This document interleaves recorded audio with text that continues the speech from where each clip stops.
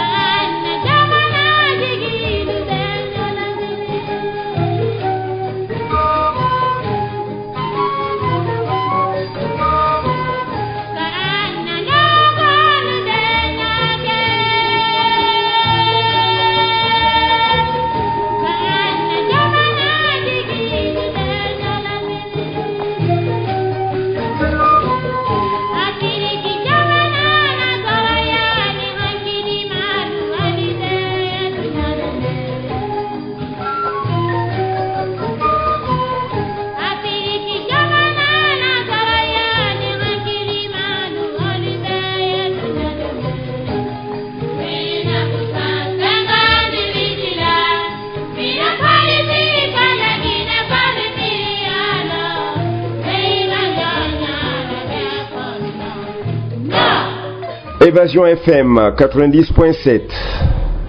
Évasion FM 90.7, témoin de l'histoire. Témoin de l'histoire.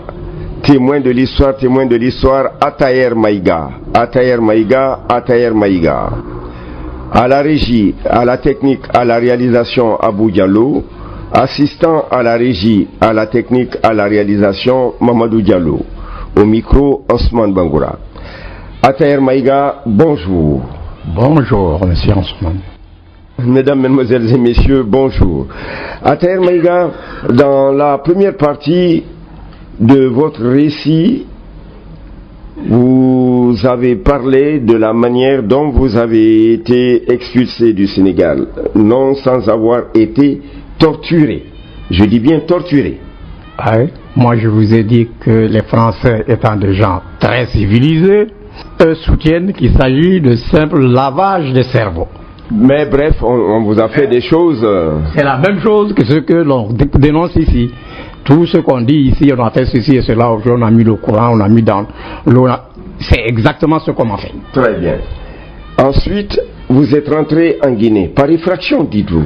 Oui, je suis rentré par effraction parce que d'abord, je ne me suis pas fait annoncer, je n'étais pas attendu. Et c'est l'armée française qui a franchi la frontière de la Guinée et est venue me jeter sur la borne kilométrique zéro. Donc c'est vraiment par effraction. Et dès votre arrivée, vous étiez tout de suite pris en main parce qu'on vous connaissait déjà.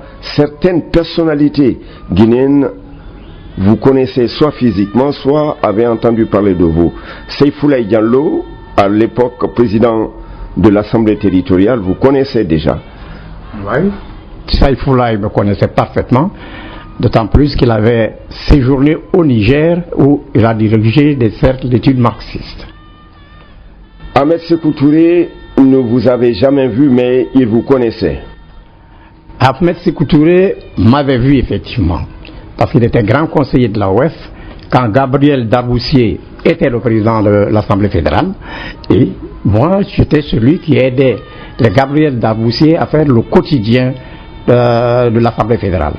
Donc, il m'a vu là et on se connaissait. Pas intimement, mais il me connaissait.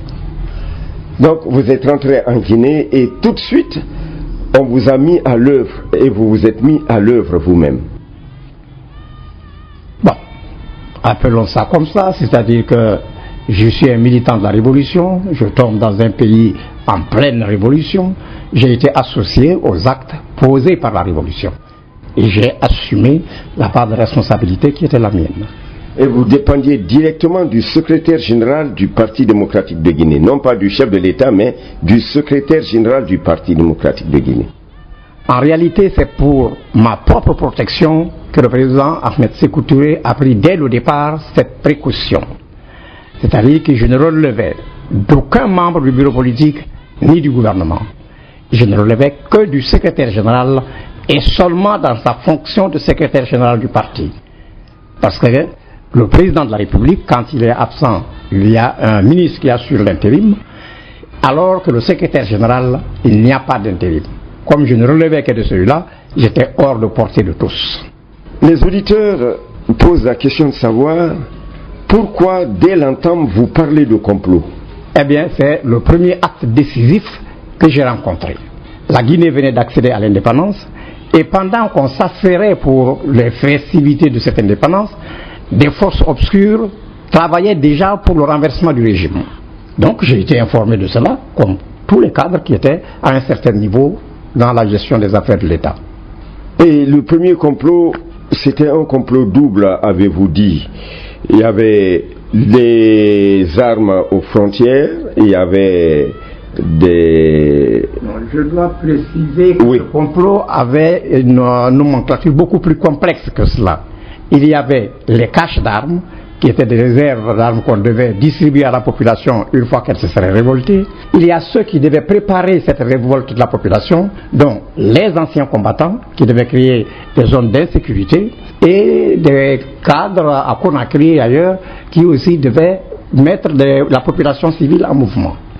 Et en parlant du complot des marxistes-léninistes, vous avez dit que ce complot a été requalifié pour parler de mouvement subversif, pour ne pas faire de tort à l'Union soviétique. J'ai dit que ce complot était réellement un complot qui visait à renverser le régime révolutionnaire du PDG. Mais l'implication de l'ambassadeur de l'Union soviétique, Daniel Solod, nous a amené à réévaluer la situation. Parce que d'une part, l'Union soviétique était la principale puissance qui soutenait la République de Guinée sur le plan international. Mais en plus, et cela était essentiel à nos yeux, l'Union soviétique était un rempart, le soutien le plus solide de tous les mouvements de libération de notre continent. Et nous avons donc estimé que le PDG, bien que nos intérêts nationaux étaient lésés, n'avait pas le droit de sacrifier un allié de cette qualité, de cette puissance, uniquement par orgueil ou par amour propre. On a donc dit, ce complot-là, il faut le requalifier pour ne pas livrer l'Union soviétique à l'impérialisme international. Et on a donc dit que ce sont des menées subversives des enseignants. Et des marxistes-léninistes. On a dit des enseignants. Des enseignants. Voilà.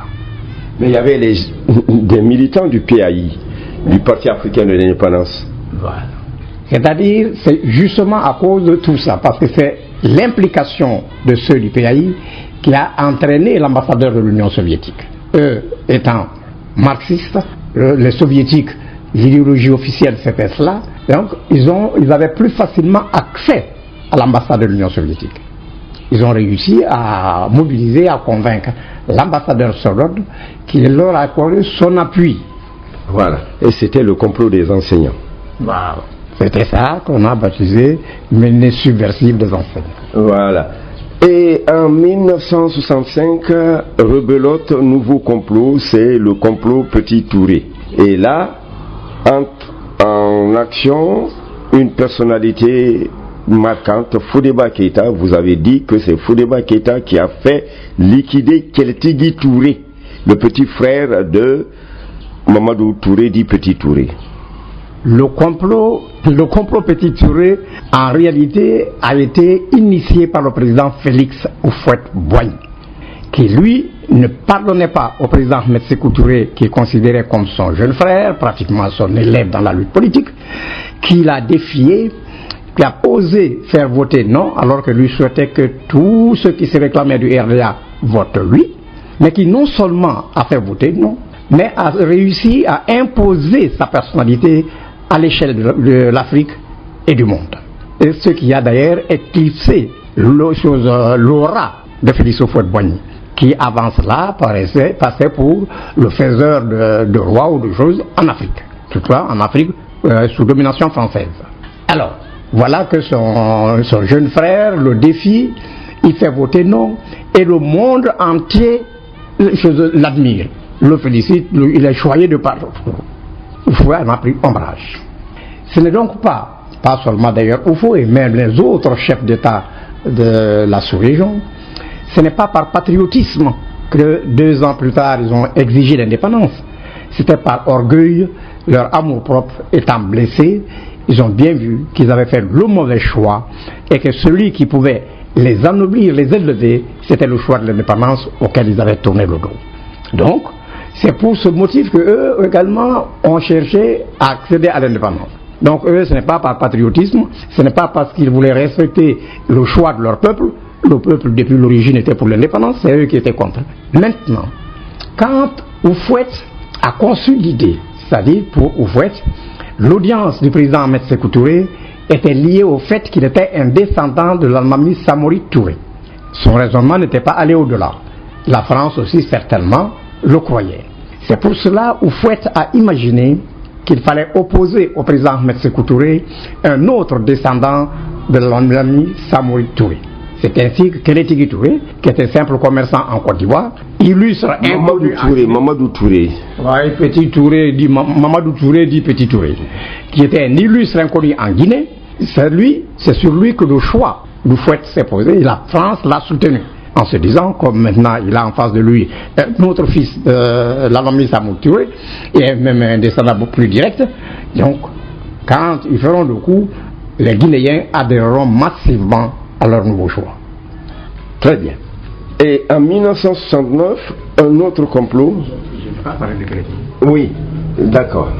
Parce que ça oui, justement. Donc, le complot Petit Touré est éventé, les arrestations ont lieu et c'est comme oui. Au moment du complot Petit Touré, Fodeba Keïta était le tout-puissant ministre de la Défense, de l'Intérieur et de la Sécurité. Mais avant ce complot, la gestion des détenus politiques ne relevait plus du ministre de l'Intérieur et de la Sécurité, mais d'une commission nationale dirigée par un membre du bureau politique, en l'occurrence Léon Maka. Pourquoi?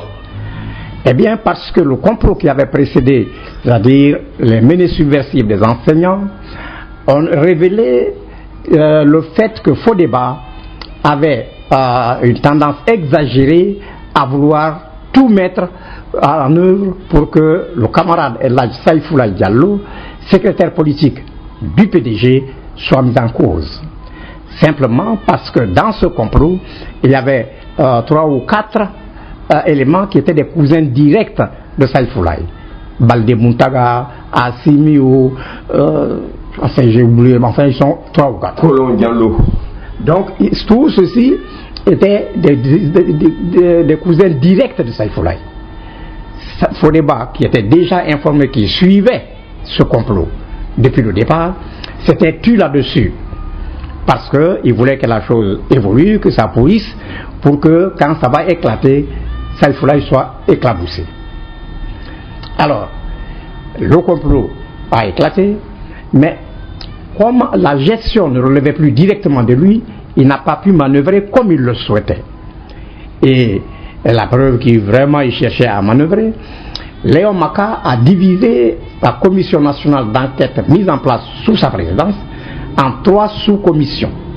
La première siégeait au camp Alpha Yaya Diallo et était présidée par le camarade Jean Faragbe Tunkara. La seconde sous-commission siégeait au camp Almami Samori Touré et était présidée par Fodeba Keïta et comme vice-président Tal Habib. Et enfin, la troisième, présidée par Léon Maka lui-même, siégeait au camp de la garde républicaine. Donc, et c'est Léon Maka seul qui avait la latitude de répartir les prévenus entre les différentes commissions. Et comme il avait déjà une ligne de conduite très stricte sur ce point-là, les éléments que Fodeba voulait sous son contrôle et auxquels il voulait faire avouer des choses qui allaient dans le sens sévère, lui ont échappé parce que Léon Maka les a envoyés dans une autre direction. Fodeba donc ne siégeait même pratiquement plus au camp Samori. Il faisait le tour de toutes les autres sous-commissions comme s'il était devenu superviseur de la chose. N'empêche, il n'a pas pu atteindre ses objectifs. Voilà ce qui s'était passé. Et Fodeba donc, alors, compte tenu de cela, quand le second complot, celui de Petit Touré, a été éventré, Fodeba était encore ministre de la Défense, de l'Intérieur et de la Sécurité. Il devait aller en mission de l'État, il était ministre de la Défense, il allait à une mission gouvernementale au Sénégal. Il réunit ses complices militaires, parce que dans ce complot Petit Touré, il y avait également des militaires qui étaient impliqués. Il réunit les militaires. Il leur dit, bon, il va en mission au Sénégal, mais si on touchait à cette prérogative à son absence, il leur demande de passer immédiatement à l'action, entendez, à exécuter leur projet de coup d'État. Et il réunit les prévenus, c'est-à-dire tous ses complices dans le complot Petit Touré, il les réunit et leur dit, à l'occasion de l'interrogatoire, qu'il leur demande formellement de nier absolument tout, que lui se chargerait après de les faire libérer. Tous les autres étaient d'accord parce qu'ils croyaient aussi à l'omniscience ou à l'omnipotence de Fodeba, qui était vraiment tout puissant. Mais il y avait un là-dedans qui a un sens très élevé de la dignité et de l'honneur. Il s'appelait Kélétigui Touré. Il était le jeune frère direct de Mamadou Touré, dit Petit Touré. Lui, il dit qu'il ne se rabaisserait jamais à mentir. Que si on lui pose la question, il dira la vérité. Fodeba a tout fait pour l'en dissuader, il n'a pas réussi. Désespérant de le convaincre à sa philosophie, il donne l'instruction de l'éliminer. Et il donne les moyens de son élimination. Il s'en va à Dakar. Pendant son séjour, on n'a pas touché à ses prérogatives. Mais les autres ont eu le temps d'éliminer Kélétigui Touré. Il revient, tout était calme et normal. C'est quelques jours après que Jean Faragbe Tunkara a su qu'effectivement c'est lui qui a donné l'ordre. Et que lui aussi il était un détenu, il était même théoriquement il était plus responsable que Fodeba puisqu'il était membre du bureau politique. Alors, Jean Faragbe apprend donc que c'est Fodeba qui a ordonné d'assassiner Kélétigui Touré. Il est rentré dans une fureur indescriptible ce jour-là. Il a appelé Siaka, il lui a amené beaucoup de papiers et plusieurs bics. Il a des choses importantes à porter à la connaissance du chef de l'État. Ce que Siaka a fait avec diligence. Il s'est assis du matin jusqu'au soir, c'est pratiquement la nuit qu'il a fini la rédaction de cette révélation-là. C'était pratiquement un livre. Et la nuit même, Siaka a apporté le document au président. Le président donc prend connaissance de cela. Et auparavant, le président avait reçu Fodeba et sa maman quand il avait pris des engagements. C'est-à-dire que le président s'était engagé à ne rien faire à Fodeba. Alors, donc, quand le président donc a appris qu'il a su que c'est Fodeba qui a fait cela et il était dans le complot et voilà ce qu'il a fait, le soir, un décret tombe, Fodeba tombe, de façon vertigineuse, de tout puissant ministre de la Défense, de l'Intérieur et de la Sécurité, il devient simple secrétaire d'État à l'économie rurale. Il a bien compris. Donc. Sauf que Fodéba n'a pas su de quel côté lui est venu le coup. Son erreur est sur cela. Il a pensé que c'est Ismaël Touré. Lui croyait que seul Ismaël pouvait monter le président contre lui. Ce qui était une erreur. C'est le rapport de Jean Faragouin qui a fait que lui il a chuté du jeu. Mais il ne le savait pas. Donc il continuait à guerroyer contre Ismaël. Donc il se trompait d'ennemi, pour la circonstance en tout cas. Alors, Kélétigui, la mort de Kélétigui a été un déclencheur. C'est-à-dire que le président n'a pas compris comment Fodéba, un haut responsable, peut s'amuser à éliminer quelqu'un. Bien sûr, il comprenait que Fodéba étant impliqué, il voulait le silence de celui-là. Mais il a trouvé ça quand même un peu cynique, et c'est pour cela qu'il l'a enlevé. Nous avons un autre complot, c'est le complot de 1969, dont vous dites que il a été dénoncé par le FLNG, Front de Libération Nationale de la Guinée. Bien.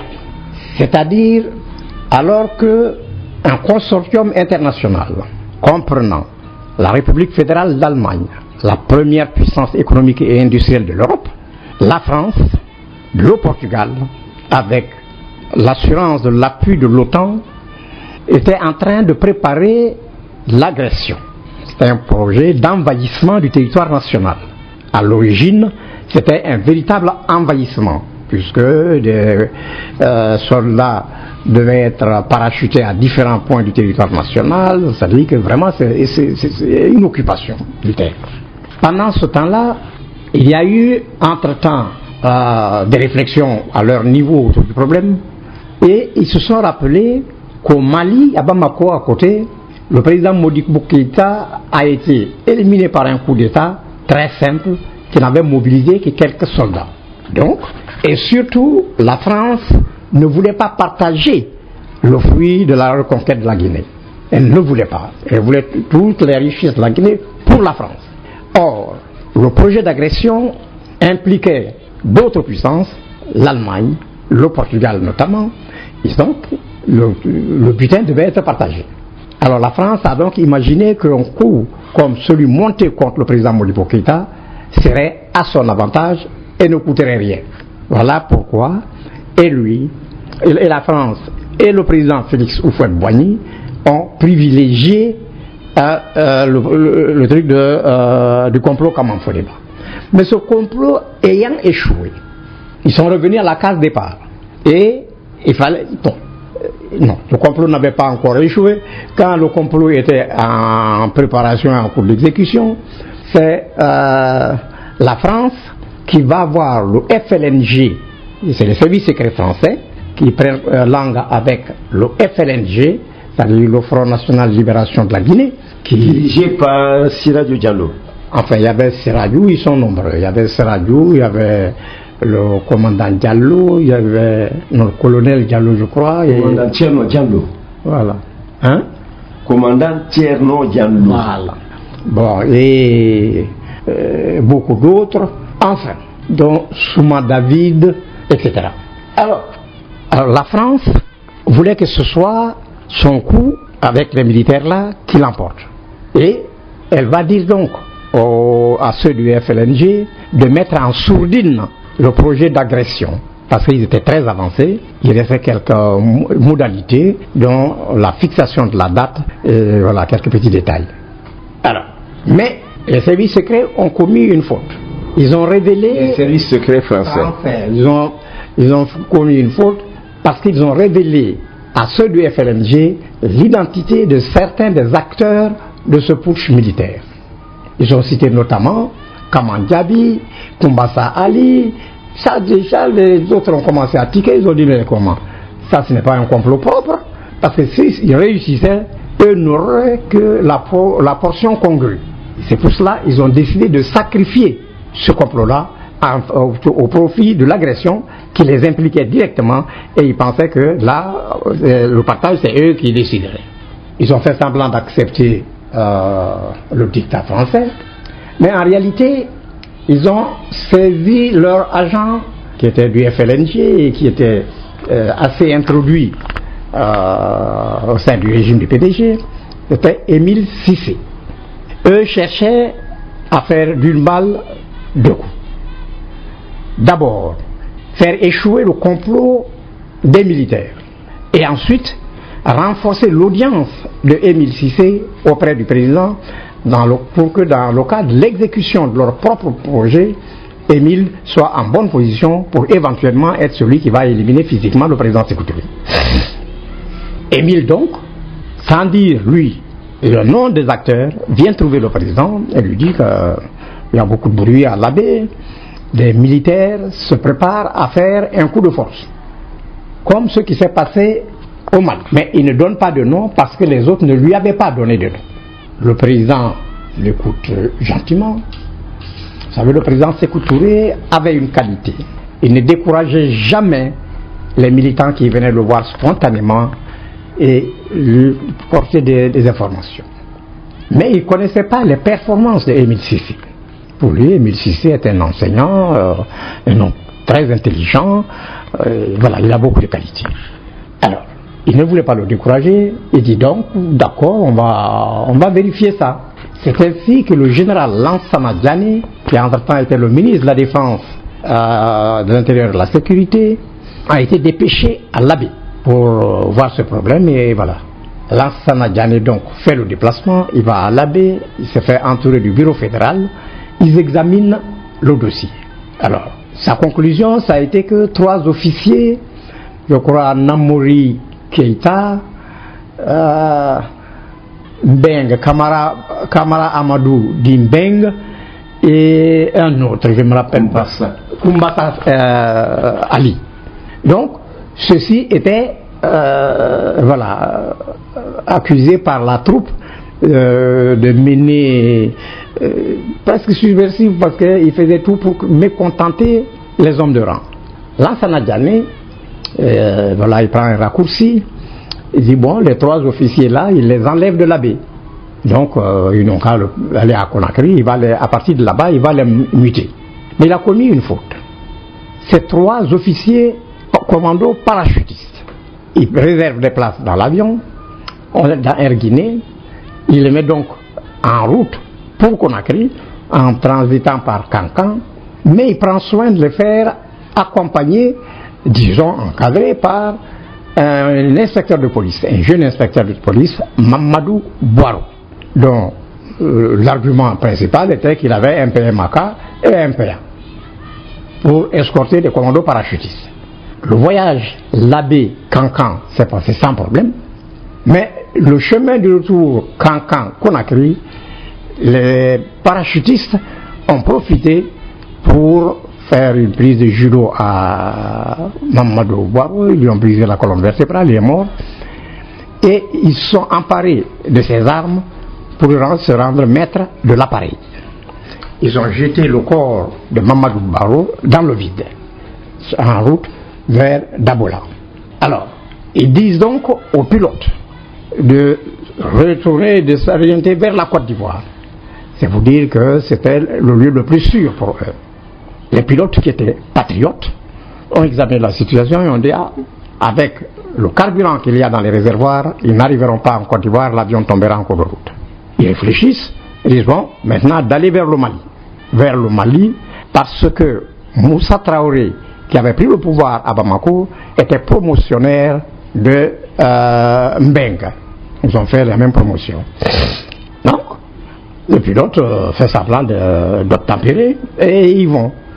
À un moment donné, ils annoncent aux militaires qu'attention, le carburant qui est dans le réservoir, ce qui reste, ça ne peut pas leur permettre d'atteindre Bamako. Mais qu'ils ont l'avantage déjà d'être au-dessus du territoire malien. Et ils aperçoivent un gros village malien, donc ils pensent qu'en s'opposant là, ils ont le secours nécessaire pour que les officiers là arrivent à Bamako. C'est ainsi qu'ils ont atterri. Il se passe que le gros village malien en question était un village guinéen du nom de Malea, dans Sigiri. Alors, dès qu'ils sont sortis, tout ça, les pilotes ont donné l'alerte, la population s'est mise à leur trousse. Finalement, tous les 3 ont été appréhendés, ligotés comme il faut, et reconduits à Conakry. C'est quand, à leur arrivée, le président a été informé que ces 3 officiers ont eu le cynisme d'éliminer Mamadou Boiro et lâcher son corps dans le vide, qui s'est dit, mais pour que ceux-là fassent un tel acte, il faut qu'il y ait des intérêts beaucoup plus grands que lui ne croyait, que lui ne soupçonnait même pas, et qu'il cherche à protéger. Il a donc dit, maintenant, il faut renforcer l'équipe de Lansana Diané pour mener une enquête plus approfondie. C'est ainsi que Makasuba Moriba, qui était secrétaire d'État à l'intérieur, s'est ajouté à eux avec Diara Traoré et d'autres membres du comité d'unité militaire. Ils sont partis donc à l'Abbé. Alors, à l'Abbé, les enquêtes ont révélé que non seulement la hiérarchie au camp là-bas était impliquée, mais qu'il y avait des cadres de l'armée qui étaient eux à Conakry. Il y avait un certain Sangwan Kouyaté, il y avait Diallo Tcherno, il y avait... Enfin, je ne me rappelle pas de tous les noms, mais quand je me rappellerai de cela, je vous le dirai. Alors, il y avait tout ceci là-bas. Donc, ils ont le comité militaire, non pas comité militaire, le comité révolutionnaire a été saisi donc du dossier et l'enquête approfondie a révélé qu'en plus de ceux-là qui avaient été cités, parce qu'ils ont été interpellés et interrogés, qu'il y avait des cadres supérieurs tels que les cadres supérieurs comme Kamandjabi, Karim Fofana et même des civils tels que Bari Diawadou étaient impliqués. Voilà. Donc voilà, c'est comme ça que la chose a été démantelée. Nous retenons que le complot a été dénoncé par le FLNG. Le complot de 1969, complot Kaman Fodeba, a été dénoncé par des ennemis de la révolution. Et venons-en maintenant à cette affaire, la plus grosse affaire, l'agression du 22 novembre 1970. S'il vous plaît, d'abord, on dit que l'agression était connue et que le président Ahmed Sékou Touré savait à l'avance que nous serions agressés, mais qu'il était de connivence, qu'il était de mèche avec les Portugais. C'est là le comble du cynisme, de la malhonnêteté intellectuelle et morale de ceux qui ont affirmé cela. Pourquoi? Le président Ahmed Sékou Touré, c'est le 14 novembre, un samedi. C'est moi qui l'ai informé que l'éventualité de l'agression qui était prévue aura lieu entre la date là, le 14 et 14 novembre et le 20 novembre. Et le 20 décembre. Alors, et ça s'est passé de la façon suivante.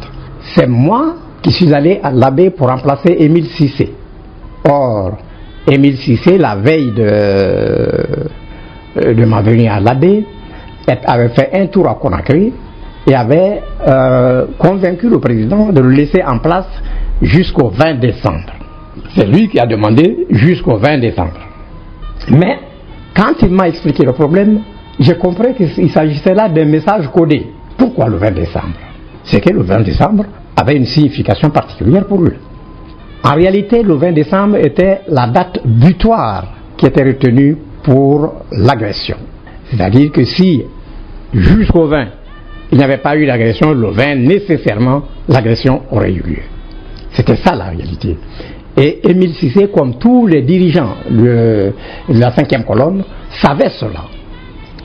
Donc, mais personne ne pouvait dire quel jour l'agression aura lieu. C'est pour ça que Émile avait dépêché auprès de Sadou Bobo Diallo à Dakar 2 émissaires. Baldé Lambin, un ancien parachutiste français, et Tafsir, un tailleur, pour aller s'enquérir de nouvelles et lui dire exactement quand est-ce que l'agression aura lieu. Donc quand il est venu voir le président, parce qu'il était question de le muter, il a dit au président que lui, il n'est pas contre le principe de sa mutation. Écoute, il est un fonctionnaire et c'est normal qu'on le mute.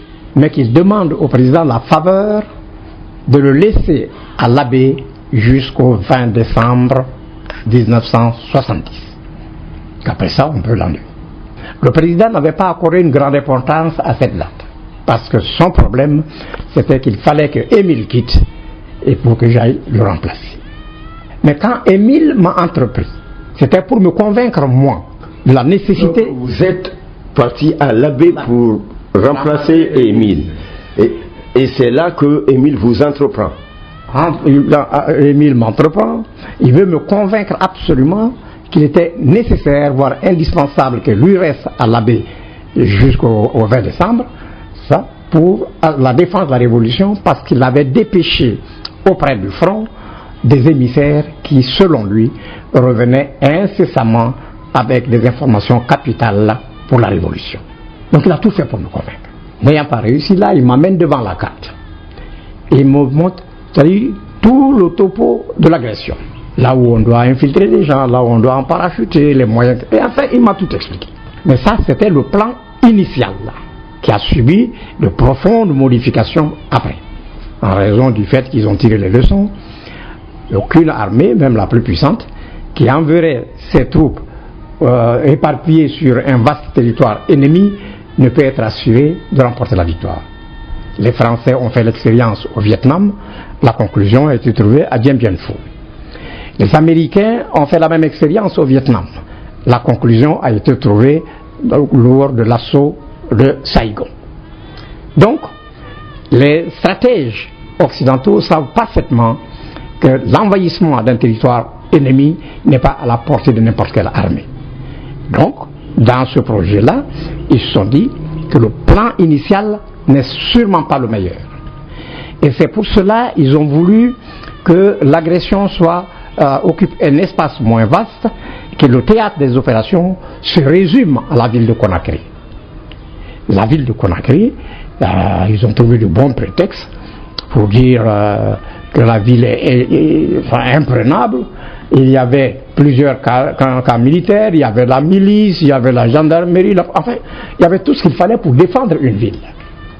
C'est ainsi qu'ils ont réussi à convaincre ceux du PAIGC, parce qu'une des exigences des Portugais, c'était d'abord que leurs prisonniers soient libérables. Donc il ne faut pas qu'on les laisse à l'arrière-pays là-bas et venir faire la guerre à Conakry.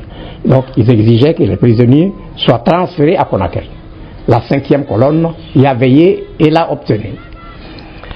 Ils ont également exigé que les MiG de l'aviation guinéenne, qui avaient déjà été sabotés à la diligence du capitaine Silla, qui était le premier responsable de l'aviation, mais il n'était pas encore chef d'état-major de l'armée de l'air.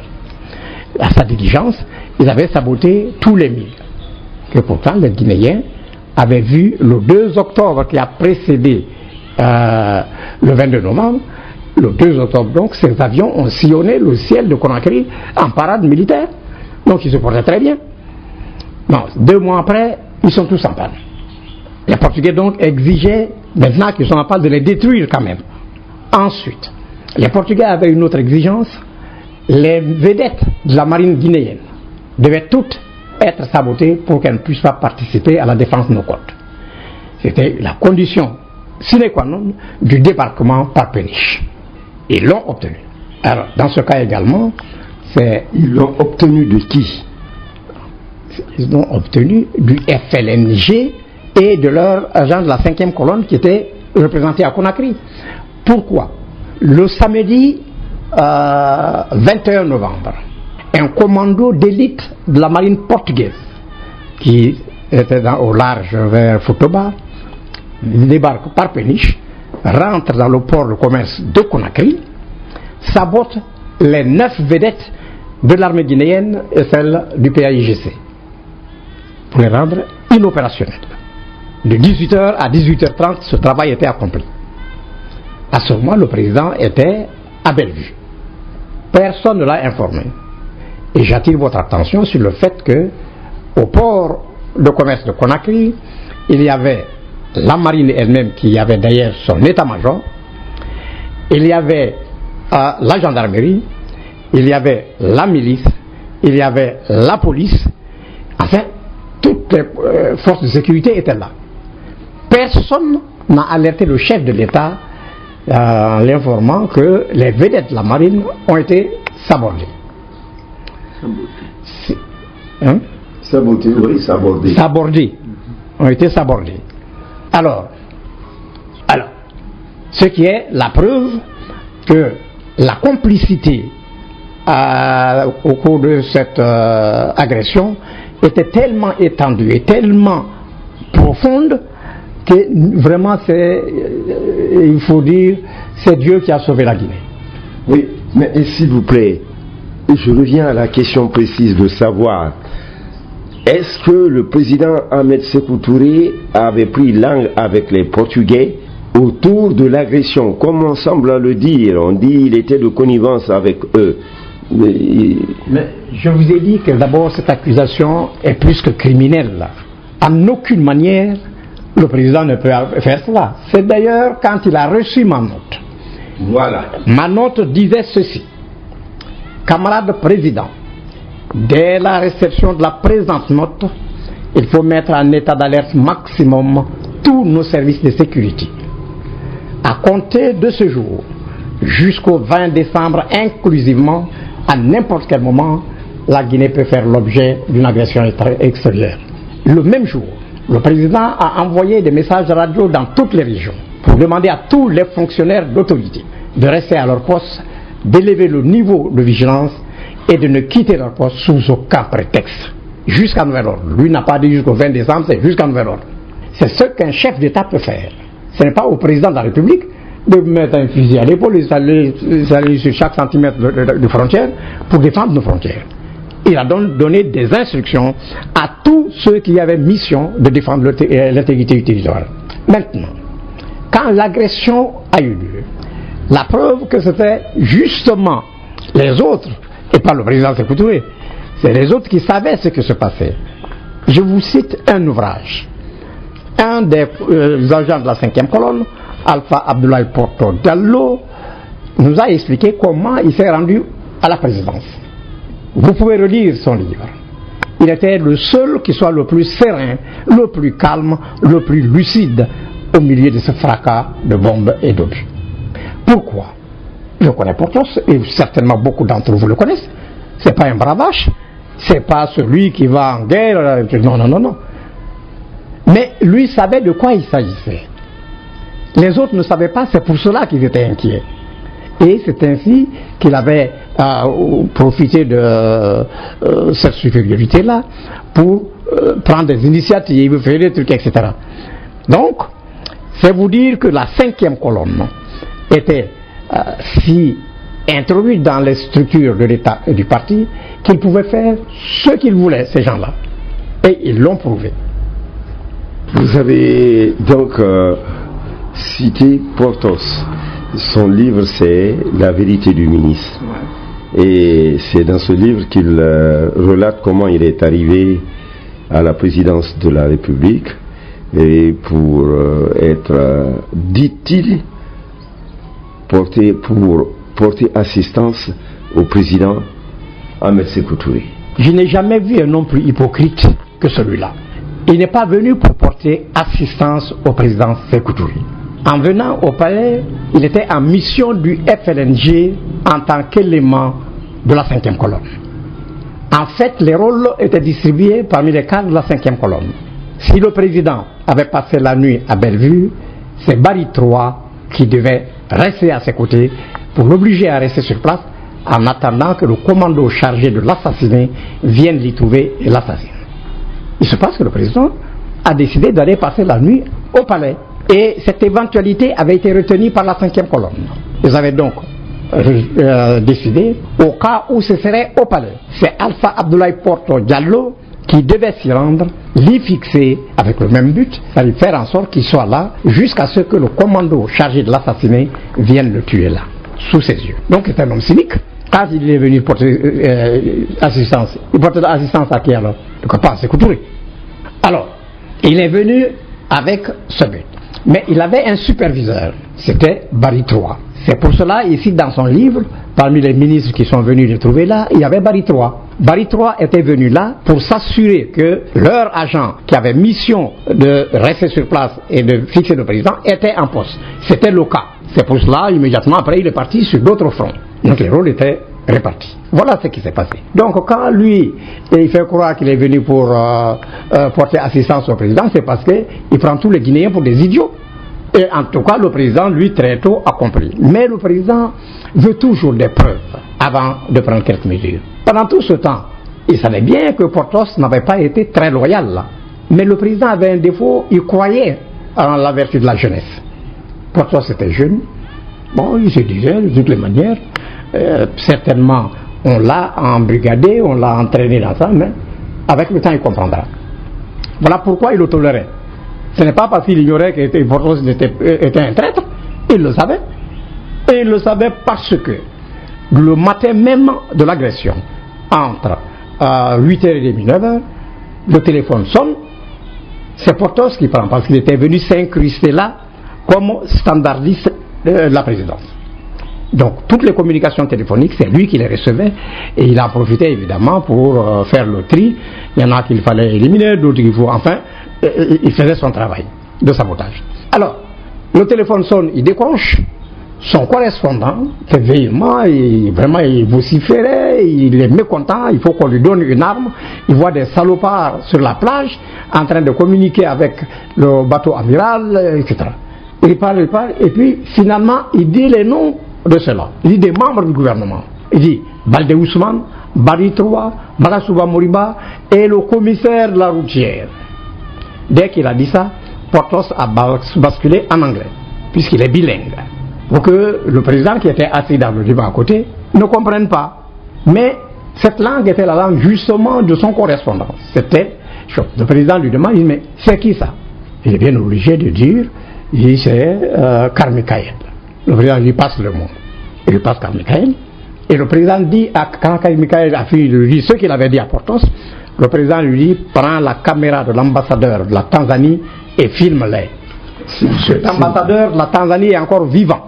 Il est certainement en Tanzanie, il peut témoigner. S'il vous plaît, pour bien fixer les choses. Donc, Stokely Carmichael se trouvait chez l'ambassadeur de la Tanzanie, laquelle résidence jouxte la plage. Et il se trouvait sur cette plage un certain nombre de ministres. Et Carmichael a décidé d'informer aussitôt le président, mais tombe sur Porthos. Et le président informé demande à Carmichael de filmer la scène. Ce que Carmichael a fait consciencieusement. Et aux environs de 10 heures, il a amené le film de cet événement. Porthos le savait.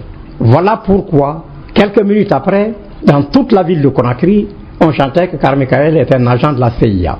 On voulait amoindrir la portée réelle de l'information qu'il venait de fournir à la Révolution. On le faisait passer pour un agent de la CIA. Donc, s'il vous plaît, pour la compréhension des jeunes, Stokely Carmichael, qui s'appellera plus tard d'ailleurs Kwame Touré, qui était-il? Carmichael était un militant des Black Panthers. Américain. C'est-à-dire, c'est une fraction de Noirs américains qui étaient radicalisés, qui étaient vraiment des révolutionnaires.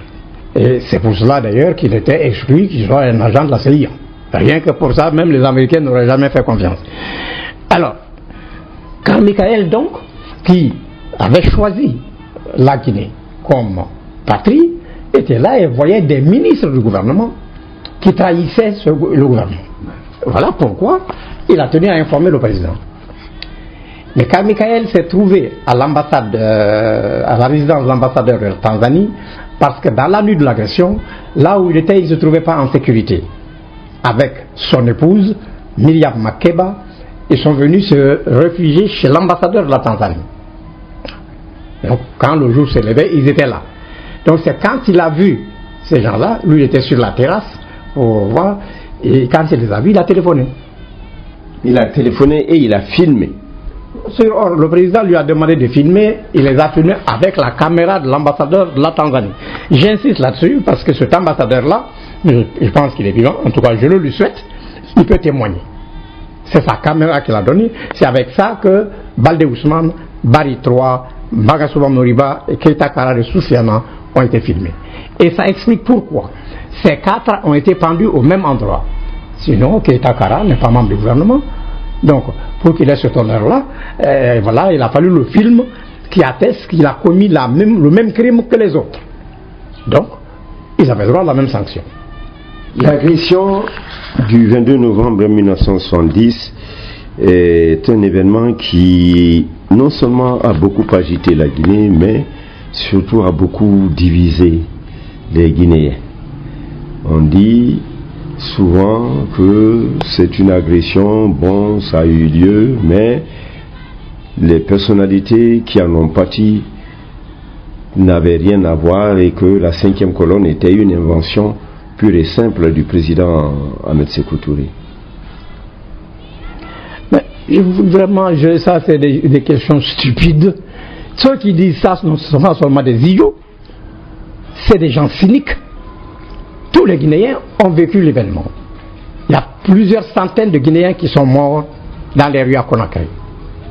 Ça, ce n'est pas une invention. Quand on veut faire croire que le président Sékou Touré y était pour quelque chose, c'est précisément ça, la preuve de leur mauvaise foi. Eux cherchaient à éliminer le président Sékou Touré. S'ils savaient que le président Sékou Touré était réellement impliqué dans cette agression, et les Portugais eux-mêmes, sachant que le président Sékou Touré était impliqué, et en voulant mortellement au président Sékou Touré pour son aide au PAIGC, le Portugal aurait été le premier pays à divulguer tout le truc. Or, jusqu'à la date où nous sommes, il ne se trouve pas un seul Portugais pour revendiquer une alliance avec le président Sékou Touré dans l'agression. Donc ça veut dire que ceux qui disent ça, ça veut dire que c'est comme quelqu'un qui se noie, il voit une brindille passer, il s'accroche en pensant que ça va lui servir de bouée de sauvetage.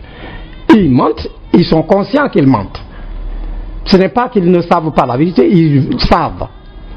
Tous ces gens-là que je vous dis, tous ces ministres qui étaient là-dedans, avaient des rôles à jouer le jour de l'agression. Il n'y a pas un qui était désœuvré. Et chacun était à son poste de combat. Mais ils ont été surpris parce qu'ils s'attendaient à voir la population se soulever. Eux pensaient que la pression était telle que la population n'attendait qu'une occasion pour se révolter. Or, cette population-là s'est effectivement révoltée, mais contre les agresseurs. Donc, ils ont été pris à contre-pied. C'est ça la vérité. Le complot, c'est leur complot. L'échec, c'est leur échec.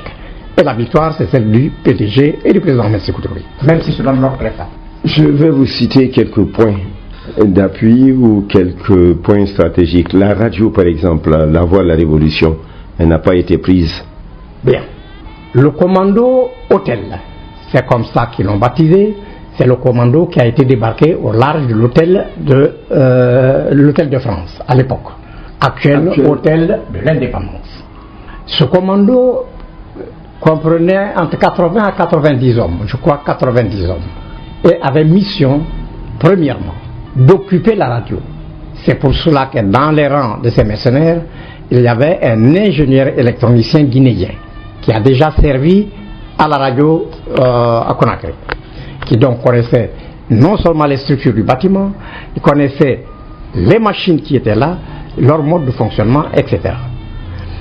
Et on leur avait dit au départ que la radio était protégée par 3 ou 4 bouilleux, des soldats qui ne portent même pas de guêtres, c'est des sandales, ils se promènent les 2 mains derrière le dos.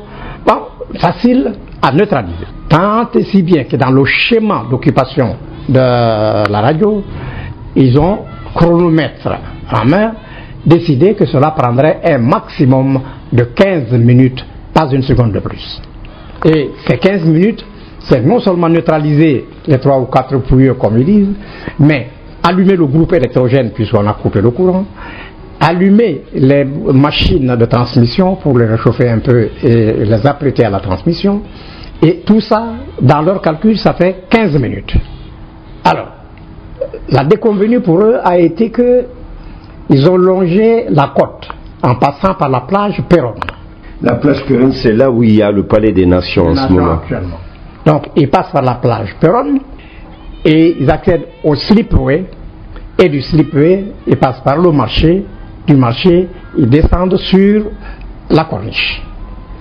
Mais il se passe que sur le slipway, dormaient là, à la baie d'Étoile, non seulement les pêcheurs de Boulbiné, mais des combattants du PAIGC. Comme le commando parlait portugais, il chuchotait plutôt portugais, les combattants du PAIGC ont intercepté le message, parce qu'ils disaient, ils sont plus loin de la radio, ils sont à côté de la radio, enfin.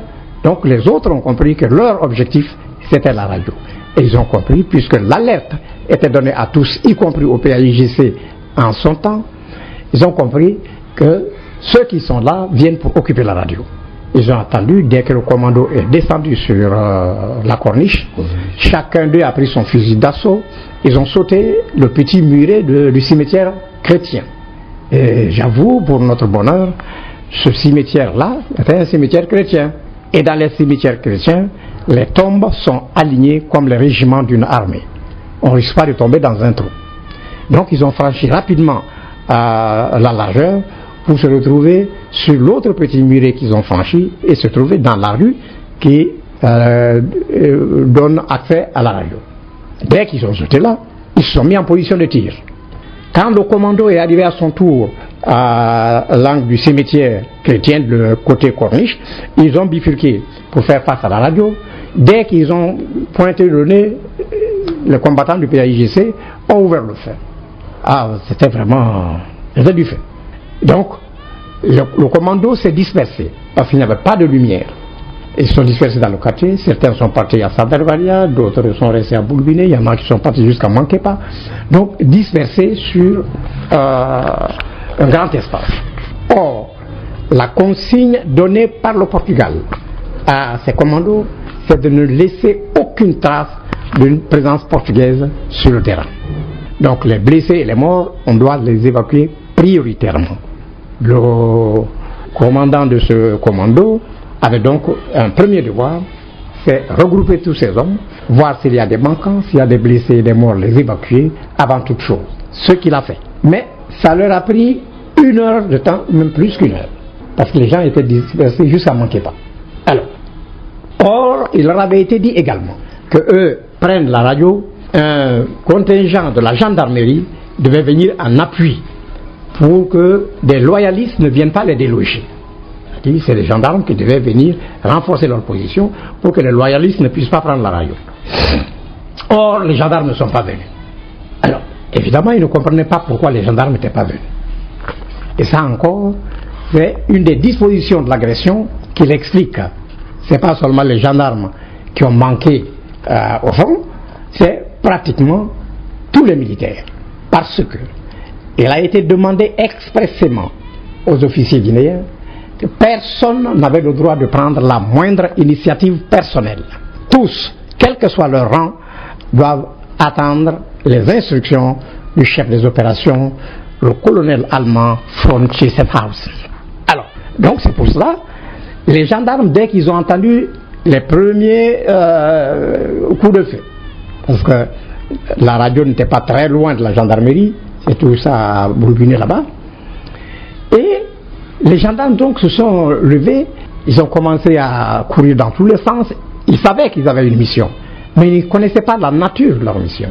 Ça, c'est le secret militaire, on ne devait leur révéler ça qu'au dernier moment. Et celui qui devait révéler ça au dernier moment, c'était leur chef. Les 3 chefs de la gendarmerie, à l'heure là, se trouvaient avec le général Noumandia. Il y avait Zoumani Kekura, qui n'était plus chef d'état-major de la gendarmerie, mais gouverneur de Kerouané. Il y avait le commandant Théouri Silla, qui était maintenant le chef d'état-major de la gendarmerie, et son adjoint, le capitaine Charles Kourouman. Tous les 3 étaient autour du général Noumandia. Ils étaient autour du général Noumandia où? Oh, il ne faut pas me demander dans ce que je n'ai pas dit. Vous avez dit que tous les 3 étaient autour du général Noumandia. C'est pas seulement eux, mais tous les chefs militaires. Tous les chefs militaires. J'ai parlé de la gendarmerie parce que vous avez parlé de la radio, mais c'est quasiment tous les états-majors particuliers de l'armée guinéenne qui avaient trahi. Je vous ai parlé de ceux qui arrivaient au port. La marine avait son état-major là. Il y avait des marins. Personne n'a défendu les personnes, n'a fait même un petit bruit parce que les vedettes qui sont leurs armes de combat réelles ont été sabotées. Et ils n'ont même pas informé le chef d'État. Et c'était dans tous les autres secteurs comme ça. Le commandant du camp Alpha Yaya, c'était un certain commandant Ansouman Kondé, qui avait sous ses ordres les blindés, qui avait aussi une mission particulière. Lui, une fois les lumières éteintes, il devait se mettre en rapport avec le capitaine portugais, c'est-à-dire c'est l'officier portugais le plus gradé sur le sol. Il avait le même grade que le capitaine de corvette Alpin Calvao, qui lui était dans le bateau amiral, chargé de la logistique et l'intendance. Donc, c'est ce capitaine-là qui devait diriger l'équipe qui a pris la radio, qui a pris le camp Boiro et libéré les prisonniers. Ansouman Kondé devait prendre contact avec ce capitaine pour harmoniser le déploiement des blindés. Parce qu'il était arrêté par eux là-bas, qu'une fois les mercenaires sur le sol, toutes parcelles qui occupent tous les points stratégiques doivent être protégées par les blindés. Encore une fois, pour que des loyalistes ne viennent pas les déloger. C'est pour vous dire que vraiment, on n'avait plus d'armée. Toutes nos structures avaient trahi. Alors, et c'est pour cela, jusqu'à présent, ils ne comprennent pas pourquoi ils ont échoué. On va vous expliquer après pourquoi ils ont échoué. Donc, où j'en étais. Donc, était réunis autour du général Noumandian Keïta. Aucun Samouri. C'était le chef d'état-major général des forces armées. Et ça explique pourquoi on a vu depuis 2h du matin jusqu'à 9h, on n'a pas vu des soldats guinéens armes en main en train de combattre les 25 ans. Ils n'ont commencé à le faire que quand les bateaux ont commencé à s'éloigner. Ils avaient en ce moment la preuve que l'agression avait échoué. On dit que c'est parce que les armureries étaient fermées et que c'est le président Ahmed Sékou Touré seul qui avait les clés. C'est une autre idiotie. Le président Ahmed Sékou Touré n'a jamais détenu la clé d'une armurerie. Dans toutes les casernes de la République, Conakry jusqu'à Yomou, c'est le camp, l'armurier du camp qui détient les clés de l'armurerie. Ce n'est pas le président Sékou Touré, c'est faux. Ceux qui ont dit ça, c'est encore une des méchancetés, une invention qu'ils ajoutent pour prouver que vraiment tout était entre les mains du président. C'est faux. Le président n'a jamais gardé la clé d'une armurerie, je le jure. On peut le vérifier même aujourd'hui. Parce que l'armée a des traditions et des choses, c'est très clair. Ce n'est pas le président Sékou Touré qui avait les clés de l'armurerie. C'est parce que précisément les chefs militaires avaient reçu ordre de ne prendre aucune initiative personnelle. Et vous connaissez l'armée, sa première qualité c'est la discipline, c'est l'obéissance à la hiérarchie. Donc ils ont attendu que le chef des opérations leur donne l'ordre de rentrer en action. Et il s'est passé malheureusement pour eux que le chef des opérations en question, le colonel von Tiesenhausen, a été l'une des premières victimes des agresseurs. Un Allemand. Oui. Donc von Tiesenhausen a été l'une des premières victimes des agresseurs. Qu'est-ce qui est arrivé? Von Tiesenhausen a séjourné plusieurs années à Conakry. Il connaissait la ville comme la paume de sa main. Il est topographe de formation. Il est du génie. Et c'est lui qui savait, par expérience, parce que tout le temps qu'il était là, il ne faisait qu'observer, il savait par exemple qu'Amilcar Cabral, toutes les fois qu'il s'absentait de Conakry, sa résidence était vide, mais quasi vide. Il a donc décidé, la nuit là, c'est-à-dire du samedi au dimanche 22 novembre, d'aller s'installer dans l'arrière-cour de Cabral, côté mer. Parce que le commando qui l'intéressait, et qui était l'un des commandos les plus importants du dispositif, devait débarquer sur la plage de la Minière et avait comme objectif l'assassinat de Amilcar Cabral, la libération des prisonniers de guerre portugais et sur le chemin du retour, l'assassinat du président Ahmed Sékou Touré. Et en passant d'ailleurs, ils l'ont fait assassiner éventuellement Bakary Djibo qui était dans la cité là-bas. Ils ont même tiré un obus de bazooka dans sa maison. Alors, lui va s'installer donc dans l'obscurité, avec la certitude que, habitué à l'obscurité là, il sera le premier à voir le commando venir. Or, il voulait dire au commando de ne faire aucun bruit à ce niveau. Cabral n'y attend pas, ce n'est pas la peine de faire du bruit là. Mais c'est le commando qui l'a vu en premier lieu. Eux avaient des lunettes en lecture nocturne, des tours infrarouges.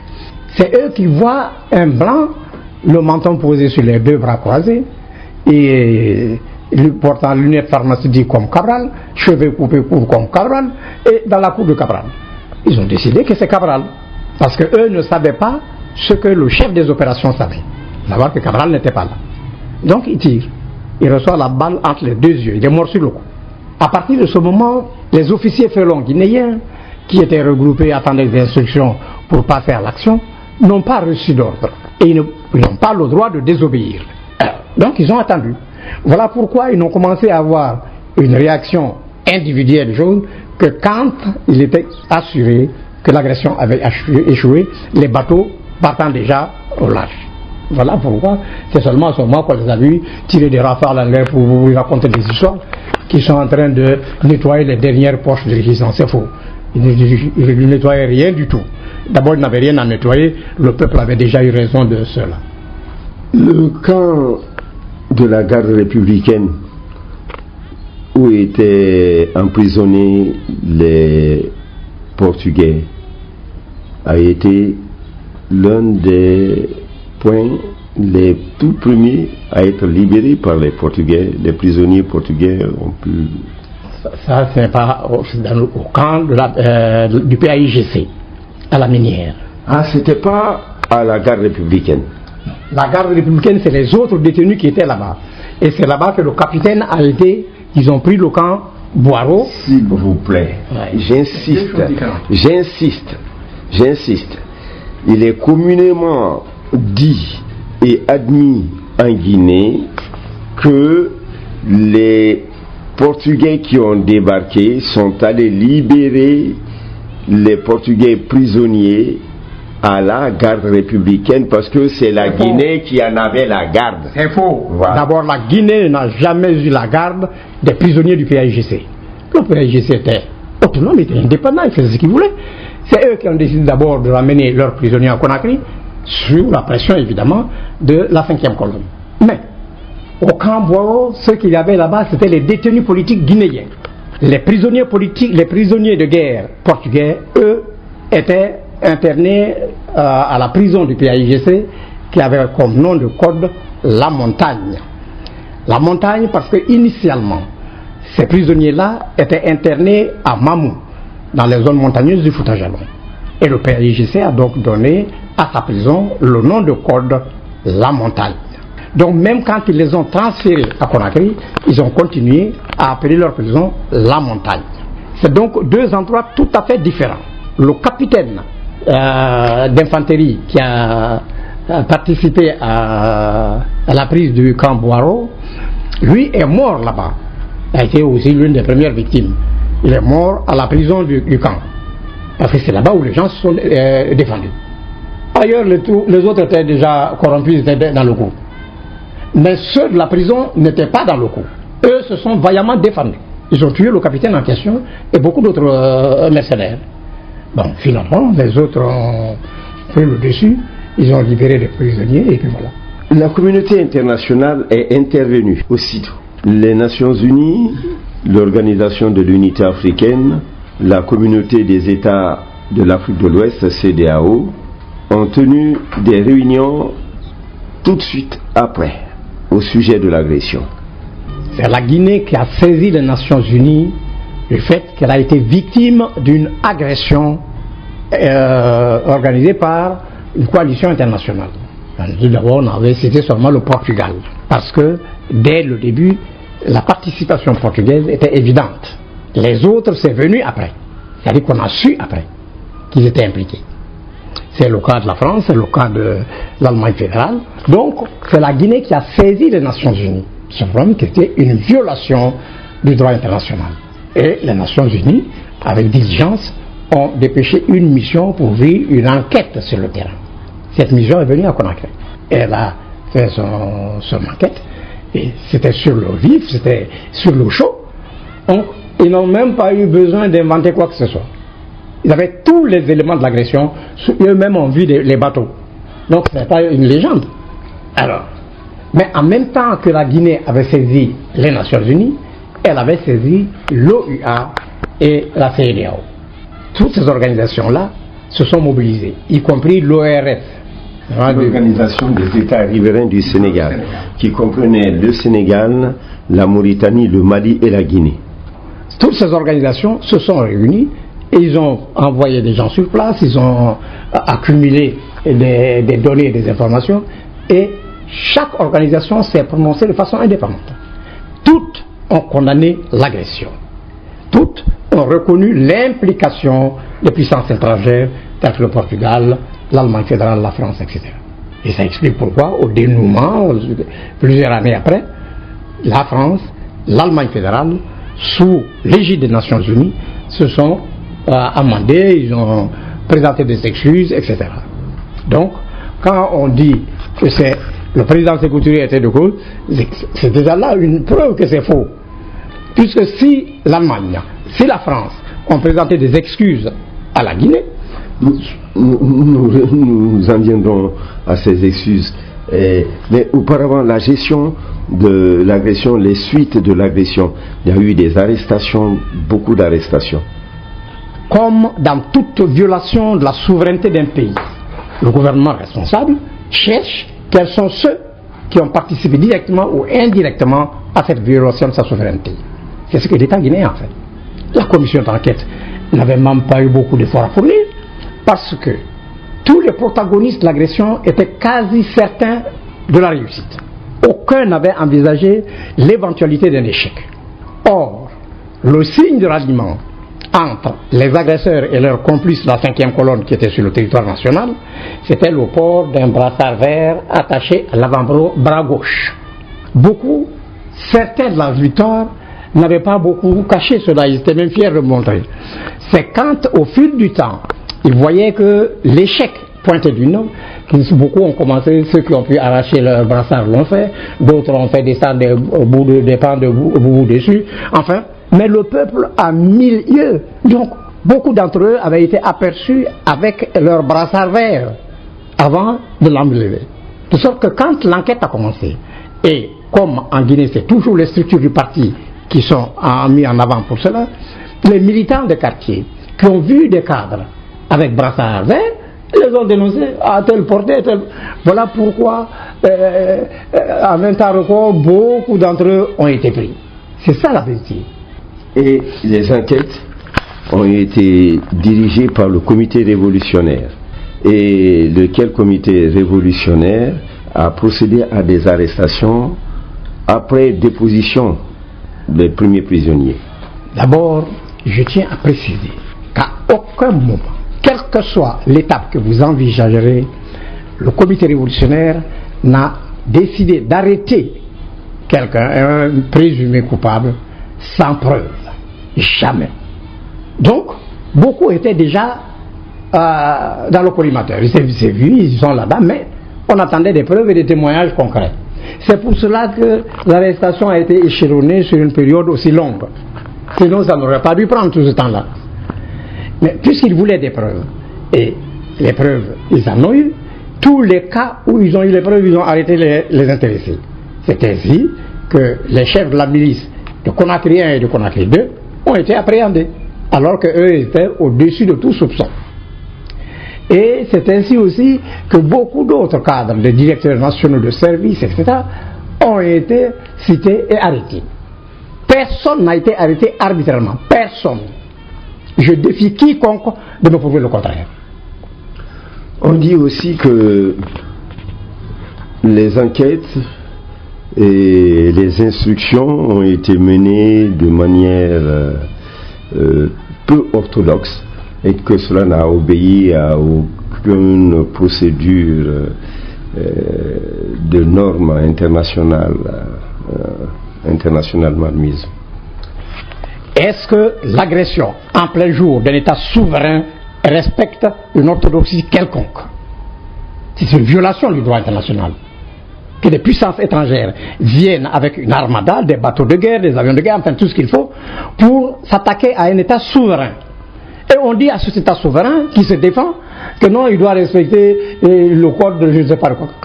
Enfin, je ne vous dis pas le mot que je pense de ça, oui. Mais sachez que je n'en pense pas de bien. Hein. Donc, la Guinée a respecté, a défendu ses droits. Elle était en droit de le faire, elle l'a fait. Si c'est à refaire, je vous jure, moi-même, je suis encore partisan de cela. S'il vous plaît, nous allons revenir sur certains points et voir notamment deux personnalités, Fodeba Keïta et Ismaël Touré. On dit que Fodeba Keïta et Ismaël Touré étaient de grands amis. Récemment d'ailleurs, dans une émission à Évasion, le fils de Ismaël Touré, Saïfon Touré, est intervenu pour dire que Fodeba Keïta ne faisait jamais rien sans son père. Et comment se fait-il que Fodeba Keïta est trempé dans un complot et que Ismaël Touré s'en soit sorti? C'est-à-dire que vous avez arrêté le temps. Or, le temps a continué à marcher. Il est arrivé un moment où, effectivement, Fodeba Keïta et Ismaël se voyaient tous les jours, ils faisaient tout ensemble. Mais ce deal-là a continué jusqu'au séminaire de Foulaya. J'ai expliqué à une autre occasion que quand Ismaël a fait l'analyse des débats et a conclu qu'en respectant les statuts du parti et le règlement intérieur, que la candidature de Fodeba ne pouvait pas être retenue, leurs rapports se sont distendus. Fodeba, à partir de ce moment, travaillait pour son compte contre Ismaël, et Ismaël aussi prenait ses dispositions contre Fodeba. Alors, le séminaire de Foulaya, il faut le rappeler pour les jeunes, était un séminaire qui a été organisé pour préparer le 6e congrès du Parti démocratique de Guinée. Il a eu lieu à Foulaya, à Kindia. Et c'est au cours de ce séminaire donc que Ismaël Touré, en tant que président de la commission des investitures, a invalidé la candidature de Fodeba Keïta, qui avait la prétention d'appartenir, de monter au bureau politique national. Fodeba, à l'époque de la tenue du séminaire de Foulaya, était ministre de la Défense, de l'Intérieur et de la Sécurité. Il avait donc autorité sur tous les gouverneurs des régions en particulier. Et les gouverneurs étaient des personnages importants, très influents, au sein des bureaux fédéraux. Comme le séminaire avait vocation de désigner des candidats potentiels à l'élection au bureau politique, Fodeba, avec son lobby, parce que beaucoup de gouverneurs qui dépendaient de lui souhaitaient qu'il soit au bureau politique, donc Fodeba a été proposé par des gouverneurs. Ça a commencé par Émile Condé, qui était le gouverneur de Beila, parce que les fédérations intervenaient par ordre alphabétique. Et c'est toujours Beila qui intervenait en premier lieu.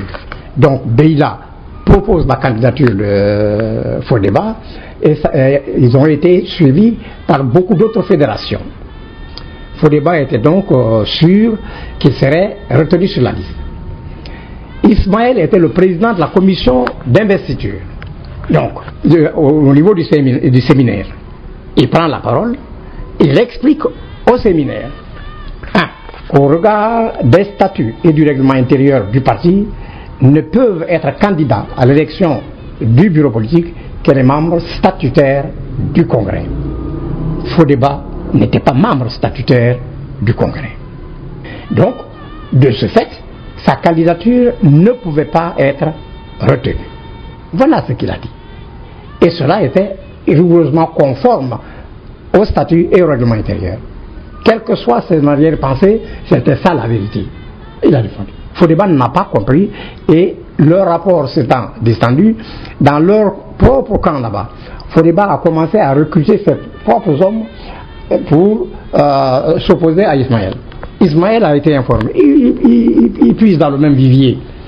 Alors, donc, voilà ce qui s'est passé. Mais Ismaël a été plus intelligent que Fodeba. Quand on dit que Fodeba a été arrêté, Ismaël n'a pas été, on n'a eu aucune raison d'arrêter Ismaël. Si c'est à refaire, je pense que c'est encore la même décision qu'il faut prendre. Oui, mais parce qu'on dit que Ismaël n'a pas été arrêté simplement parce qu'il était le frère du président Sékou Touré. Mais comment vous voulez même que je réponde à des idiots comme ça? Ce sont les mêmes qui disent que l'agression, que le président Sékou Touré était complice des Portugais. Donc quand ils parlent de la fraternité entre Ismaël et les choses, je ne les regarde même pas. Parce que cette fraternité, je ne peux pas l'occulter. Ismaël est le demi-frère de Sékou Touré, qu'on le veuille ou qu'on ne le veuille pas. Mais entre cette fraternité et la gestion des affaires publiques, au point de faire en sorte que c'est la fraternité là qui la domine, ça il faut qu'il donne des preuves. Or, quand ça s'est passé, c'est Ismaël qui a pris l'initiative. Il n'était pas menacé, il n'y avait rien qui pesait contre lui. Il est parti trouver le président et il lui a dit ceci. Il dit voilà qu'il vient enfin le voir parce que maintenant il connaît ce qu'il voulait savoir. Que tout le temps on le voyait coller à Fodeba, ce n'est pas parce qu'il adhérait à la religion de celui-ci, mais il voulait savoir fondamentalement ce que pensait et ce que voulait Fodeba. Que maintenant il le sait. Fodeba avait renversé le régime et puis il a expliqué tout ce qu'ils ont fait ensemble. Absolument tout. Alors, le président a pris bonne note et c'est à partir de là que le président a nommé Magasuba Moriba comme secrétaire d'État à la sécurité. C'est une sorte de garde-fou, mais ce n'était pas efficace. Alors, Fodeba, lui, n'est venu voir le président que quand il a chuté, c'est-à-dire quand il a cessé d'être ministre de la Défense, de l'Intérieur et de la Sécurité, c'est en ce moment qu'il est venu trouver le président, et je vous ai expliqué le truc, souvent ça s'est passé, il donne les cassettes audio à écouter. Le président écoute, tout ce qui est là-dedans, Ismaël l'avait déjà dit au président. Mais Ismaël l'a dit sans contrainte, librement. Qu'il soit le frère, qu'il ne soit pas le frère du président Sékou Touré, il est venu le dire librement. Il faut qu'on en tienne compte. Alors, mais il faut me laisser compte. Il est venu le dire librement. Donc, Fodeba, lui, a attendu d'être déchu. C'est quand il a perdu son portefeuille de ministre de la Défense, de l'Intérieur et de la Sécurité qu'il vient trouver maintenant le président, il fait des révélations. Les deux révélations, même si c'est le même contenu, n'ont pas la même valeur. Vous êtes sérieux? Lui, il était ministre de l'Intérieur, de la Sécurité et de la Défense du pays. Il avait l'obligation de tenir le président informé de toute action séditieuse qui se faisait sur le territoire national. Il s'est tué. Or, les enregistrements qu'il a donnés, il y en a qui dataient d'il y a 2 ans, d'autres 1 an et demi, etc.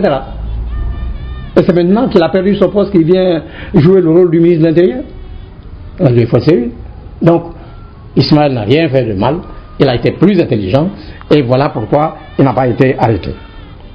Toujours au sujet de Ismaël, on dit pique-pendre de sa gestion du Cambouaro, du temps où il était président du comité révolutionnaire.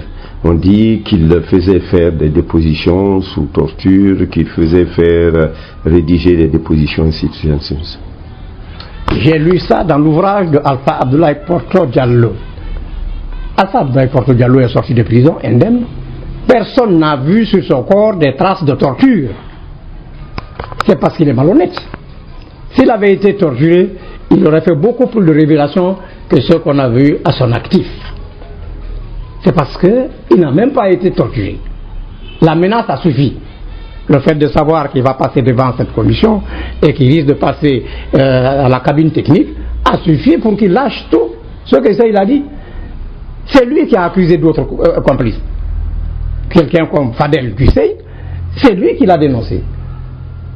Fofana de Agrima, c'est encore lui qui l'a dénoncé. Enfin, lui-même a dénoncé plein de gens sans avoir été torturé pour ça. S'il dit qu'il a été torturé, il ment. Il peut montrer son corps. Quand on vous torture, d'une certaine manière, ça laisse des traces indélébiles. Vous en savez quelque chose, vous? Bon. Donc, il raconte des histoires. Voilà. Donc, Ismaël n'est pour rien dans ce qui est arrivé à ceci et à cela. Ça, je ne dis pas que Ismaël n'est pour rien. Ismaël était quand même le président de la commission nationale d'enquête. C'est lui qui avait la police de l'enquête. Il lui arrivait, parce que ce qu'il décide, c'est ce qui se faisait, parce qu'il était le président de la commission. Donc, certaines procédures un peu trop musclées, ça vient certainement de lui. Je ne l'excuse pas pour ça. Je comprends simplement comment c'est arrivé. Parce que je sais qu'il est quasi rare qu'un traître, quelqu'un qui a trahi sa nation et son peuple, surtout au profit d'une puissance étrangère, vienne s'asseoir devant une commission pour dire oui, c'est vrai, j'ai trahi. Personne ne fera ça. Et personne ne l'a fait. Donc pour qu'il soit obligé de parler, il était obligé d'employer des méthodes pas toujours orthodoxes, mais efficaces. Comment? Les Américains ont fait la même chose à Guantanamo pour la défense de leur pays. Ils ont raison. Et vous, on vous l'a fait à Dakar? Bon, donc on nous fout la paix. Moi, les Français, quand ils m'ont pris, j'étais pourtant très jeune. Mais je vous jure que, enfin, je ne m'étale pas sur ça parce qu'il y a des machistes dans ce pays qui aiment toujours se plaindre, se faire passer pour des martyrs. Je ne suis pas un martyr, je me suis battu pour l'indépendance de mon pays.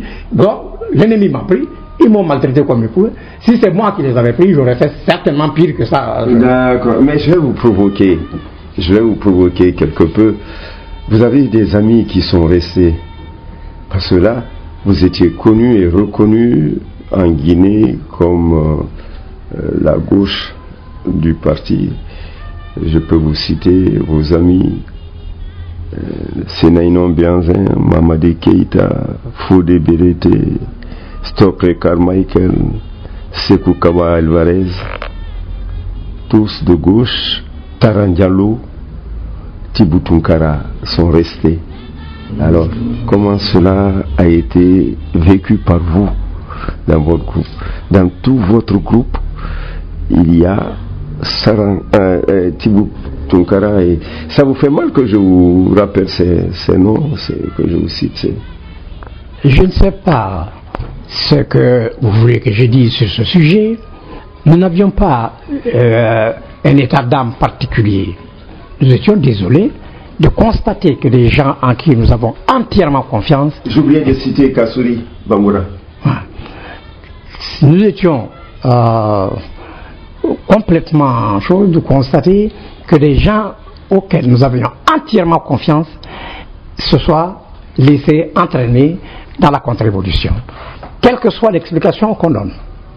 C'est impardonnable. Mais Ataïr Maïga, vous viviez avec toutes ces personnalités que je viens de citer, et du jour au lendemain, on vous dit ce sont des contre-révolutionnaires.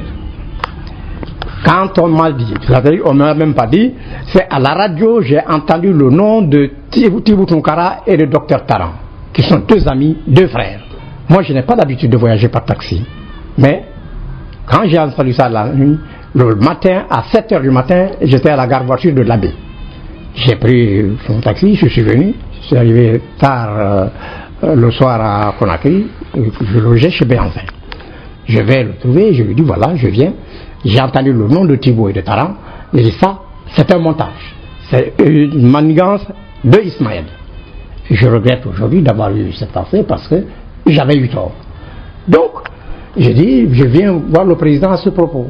Béanzin était content pour une raison simple, c'est que les membres du gouvernement et du bureau politique n'avaient pas le droit de s'immiscer dans les problèmes qui sont au niveau de la justice ou de la police.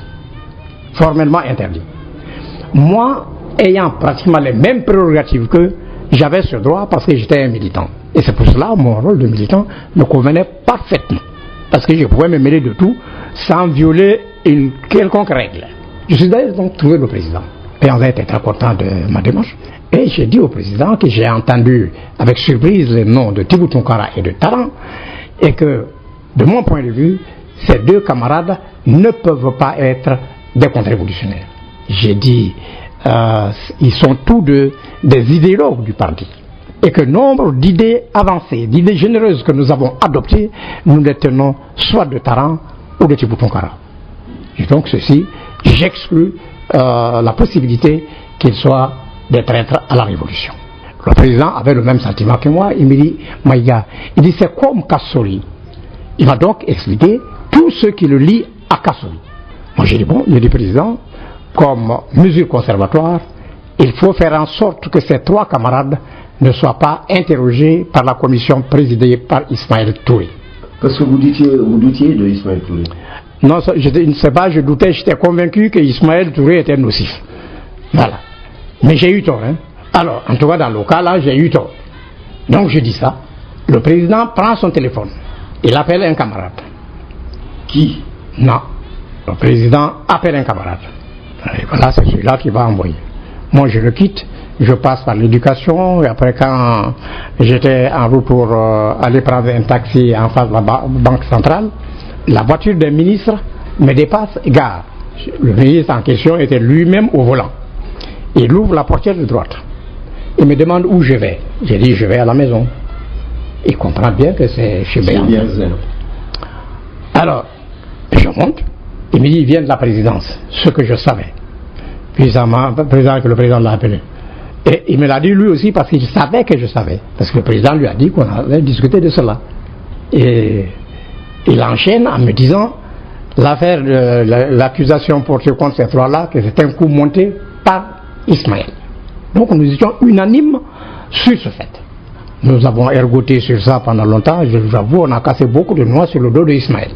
Quand nous sommes arrivés à la hauteur du ministère de la Jeunesse, l'actuel centre islamique, le camarade me dit, écoute, Maïga, il dit, vraiment, je ne sais pas comment m'y prendre dans cette affaire. Je sais pas, je ne connais pas. Il dit, il faut que tu m'accompagnes. J'ai dit, non, moi je ne peux pas t'accompagner. J'ai dit, Thibou et Taran sont des frères à moi. Je n'aimerais pas les voir dans une position humiliante. Et eux-mêmes seraient gênés de me trouver face à eux dans une position pareille. J'ai dit, ma présence ne peut que nuire à la sincérité de leur déposition. J'ai dit, va, tu n'as absolument rien à inventer. Tu n'as pas dit, le président croit que tu es innocent, le président pense que tu n'es pas... Et ça, c'est pas ton problème. Tu leur dis, le président, tu les prends individuellement et séparément. Et tu leur dis, le président m'envoie te demander, en âme et conscience, de lui dire avec la plus grande loyauté, la plus grande franchise, la plus grande sincérité, ce que tu connais dans cette affaire. Il dit, tu t'en tiens à cela. Mais j'ai dit ça parce que j'étais tellement sûr que quand Thibou, Taran et Kassori vont déposer, tout le monde verra que c'est Ismaël qui est le mauvais élément. Alors, il m'a déposé chez Béanzin, il était 9h30, il est donc revenu au camp. Je pense qu'à 10h, il a dû commencer. Il est resté là-bas, Béanzin et moi, on a attendu jusqu'à minuit. Minuit, bon, je dis, bon, on s'est couché. Comme je vous l'ai dit, c'est le matin à 7h moins le quart que Béanzin m'a déposé au palais. Je cours au bureau du président. Le temps de dire prêt pour la révolution, il appuie sur un bouton, j'entends la voix de Thibou Tounkara. C'était l'enregistrement d'une communication téléphonique qu'il a eue avec le président. Mais je vous jure, c'est comme si le ciel était tombé sur ma tête. Les aveux spontanés, naturels de Thibou. Alors j'avais perdu tous mes effets. J'étais assis. Immédiatement après ça, le président appuie sur un petit magnétophone qu'il avait là. Il appuie. C'est encore Thibou Tounkara. Mais cette fois, c'est un texte élaboré, c'est écrit, on sent, c'est écrit, il lit, c'est vraiment correct et bien fait. Après Thibou, c'est Kassori. Lui aussi lisait un texte, c'était vraiment bien. Enfin, c'était Taran. Taran était le plus bref. Parce que Taran a commencé par dire, écoutez, que tout ça, c'est pas la peine. Que même à l'instant où il est en train de parler, il est convaincu que c'est la révolution qui a raison. Mais qu'il n'arrive pas à comprendre comment un cadre engagé comme lui a pu tomber dans de tels travers. Qu'il pense que la direction nationale de la révolution doit se saisir de ce cas pour mettre des garde-fous pour que d'autres cadres aussi engagés que lui ou plus engagés ne se trouvent dans la même situation. C'est en gros ce qu'il a dit après avoir reconnu les faits, bien sûr. Alors, j'avoue que moi je suis tombé du ciel. J'avais tellement fondé de l'espoir sur leur déposition pour favoriser l'élimination d'Ismaël du circuit et je voyais que c'est moi qui avais le bec dans l'eau. Vous étiez un certain nombre à souhaiter l'élimination d'Ismaël du circuit. Oui, parce qu'on était manipulés, c'est l'intoxication. Tout ce qu'on nous disait d'Ismaël nous avait monté contre lui. Regardez toute la littérature qui court. La vérité du ministre, c'est faux. Ceux qui disent ça, ils ne peuvent pas. Ils savent évidemment qu'Ismaël est mort maintenant. Ils ont la voie libre. Mais ils savent que c'est faux, ce qu'ils ont écrit. Pas que Ismaël soit un modèle. Pas du tout. Il a aussi sa dose de cynisme et de méchanceté. Mais comme tous les vinaigres, ceux qui sont en train de mentir comme ça, le président a fait c'est du cynisme. Ils font ça consciemment. Donc eux ne peuvent pas faire de reproche à quelqu'un. Moi je vous demande, n'écoutez pas les rumeurs, voyez les faits concrets. Moi, ce que j'ai vécu concrètement m'a prouvé que le président Ahmed Sékou Touré à aucun moment n'a donné son feu vert pour qu'on arrête quelqu'un s'il n'y a pas de preuves suffisantes. Sinon, il s'y oppose. Il a protégé Porthos. Bien. Il a protégé Porthos pour beaucoup de raisons. Au début, Porthos est un jeune. Il venait de rentrer de France, il était licencié de droit, mais il était adopté par le vieux Abdrahman Dalein, qui est l'ami intime à son père. Et donc eux tous, ils prenaient Porthos pour leur fils, parce que c'est le fils du vieux Abdrahman Dalein. Donc le président le protégeait pour cela. C'est pour cela, sorti de l'université, il n'avait aucune expérience. Il le met secrétaire général des affaires étrangères. Ensuite, il est monté secrétaire d'État aux affaires étrangères, pour être enfin secrétaire d'État à la jeunesse. Mais ce n'est pas la suite de concours, c'est une somme de confiance. Parce que s'il y avait eu un concours, peut-être que ce n'est pas lui qui serait admis. Il n'était pas le seul universitaire, il n'est pas le premier des universitaires, il n'était pas le meilleur des universitaires guinéens. Donc c'est une somme de confiance. Mais la confiance, il l'a trahi et il n'a même pas été reconnaissant pour l'homme qui lui a fait gravir des échelons, parce que c'est sous le régime du PDG qu'il a accédé au grade de secrétaire d'État, donc quasi membre d'un gouvernement. Après, je ne sais pas si d'autres lui font encore confiance pour le mettre là, mais en tout cas, le premier gouvernement qu'il a fait, c'est le gouvernement du PDG. Le président, il a protégé Téli Diallo aussi. Il nous arrivera de parler dans la suite. Oui, il a protégé Téli. Je cite comme ça, a pris pour point des personnalités qui ont été protégées ou dont on dit qu'elles ont été protégées par le président. Ce n'est pas on dit, c'est la réalité. C'est-à-dire que la confiance que le président avait en Téli, il a eu ça rarement à d'autres cadres. La preuve. Téli était un haut fonctionnaire de l'administration coloniale française. Il était au bureau du chiffre du gouverneur général avant d'aller à la présidence du Grand Conseil de la OEF. Il était au bureau du chiffre ou bien il était chef de cabinet du gouverneur général? Il était au bureau du chiffre d'abord parce qu'il a remplacé Barry Boubacar. C'est Barry Boubacar qui était au bureau du chiffre. C'est quand à Dakar. C'est quand celui-là a quitté que Téli est venu au bureau du chiffre. C'est après maintenant qu'il a... Bon. C'est pas son itinéraire qui m'intéresse là, mais le président Sékou Touré, qui était un grand conseiller de l'AOF et qui l'a côtoyé au Grand Conseil, après l'indépendance, il lui a demandé de rentrer au pays pour participer à la construction de la nation. Ce qu'il a fait. Les gens ne le savent peut-être pas, mais quand Téli est venu à Guinée, d'abord il ne connaissait personne ici et personne ne le connaissait, c'était un illustre inconnu. Il logeait à la présidence, au palais. Et ce n'est pas tous ceux qui savent, ils peuvent vous le dire, vous pouvez demander. Lui et toute sa famille. Non, je sais que Téli et Tanti Kadiatou logeaient à la présidence. De ça, je peux le... Bon. Donc, ils ont logé là. C'est la preuve que le président lui faisait confiance, qu'il avait de l'estime pour lui. Et c'est encore le président Sékou Touré qui l'a nommé ambassadeur. Ouais, le truc aux Nations Unies. Voilà, le représentant permanent de la Guinée aux Nations Unies. Mais le président savait que c'était un peu quand il l'a nommé. Diallo Téli, à l'évidence, c'est un peu. Il l'a nommé à ce poste. Et c'est encore le même président Sékou Touré qui a proposé et soutenu sa candidature pour qu'il soit secrétaire général de l'OUA à 2 reprises. Quand j'entends des gens dire qu'ils peuvent faire ombrage au président Sékou Touré, je dis mais il se fiche de nous. Il se fiche de nous. Téli n'avait pas qualité pour faire ombrage au président de la République. Toutes les missions que Diallo Téli a effectuées en Afrique et ailleurs, c'était des missions commandées par le président Ahmed Sékou Touré. Lui n'avait pas qualité pour aller voir un chef d'État africain, dire on va créer une organisation panafricaine. Il fallait que ce soit leur homologue, leur père, président de la Guinée, qui le sollicite pour ça, pour qu'il le fasse. Donc il était en mission du président Sékou Touré. Il ne faut pas que les gens mélangent les pédales. Donc, le président n'en voulait nullement à Diallo Téli. Chaque fois que Diallo Téli a été cité, il a été cité dans plusieurs complots, le président a privilégié la version de Diallo Téli aux grandes dames de la Commission nationale d'enquête. À telle enseigne que même la dernière fois, quand il a été cité, le président a dit non, c'est de l'acharnement contre Diallo Téli. C'est pour ce motif que pour la première fois, le président s'est saisi d'un dossier soumis au comité révolutionnaire pour le gérer lui-même. Il ne voulait pas que Diallo Téli dépende de ces gens-là. Donc, quand il a reçu le rapport de renseignements généraux mettant en cause Diallo-Telli, il a dit non, voilà encore de l'acharnement. Mais il a porté l'information à la connaissance du bureau politique et ensuite, le mercredi qui a suivi, au Conseil des ministres. J'étais là. Donc, il a donné l'information. Et immédiatement après, la commission d'enquête au grand complet est venue le trouver. Il dit bon, maintenant qu'il y a ce truc-là, ils veulent se saisir le dossier et mener les enquêtes. Le président dit non, attendez. Il dit le moment venu, je vous ferai appel. Il dit pour le moment, je vais gérer ce dossier avec pédagogie.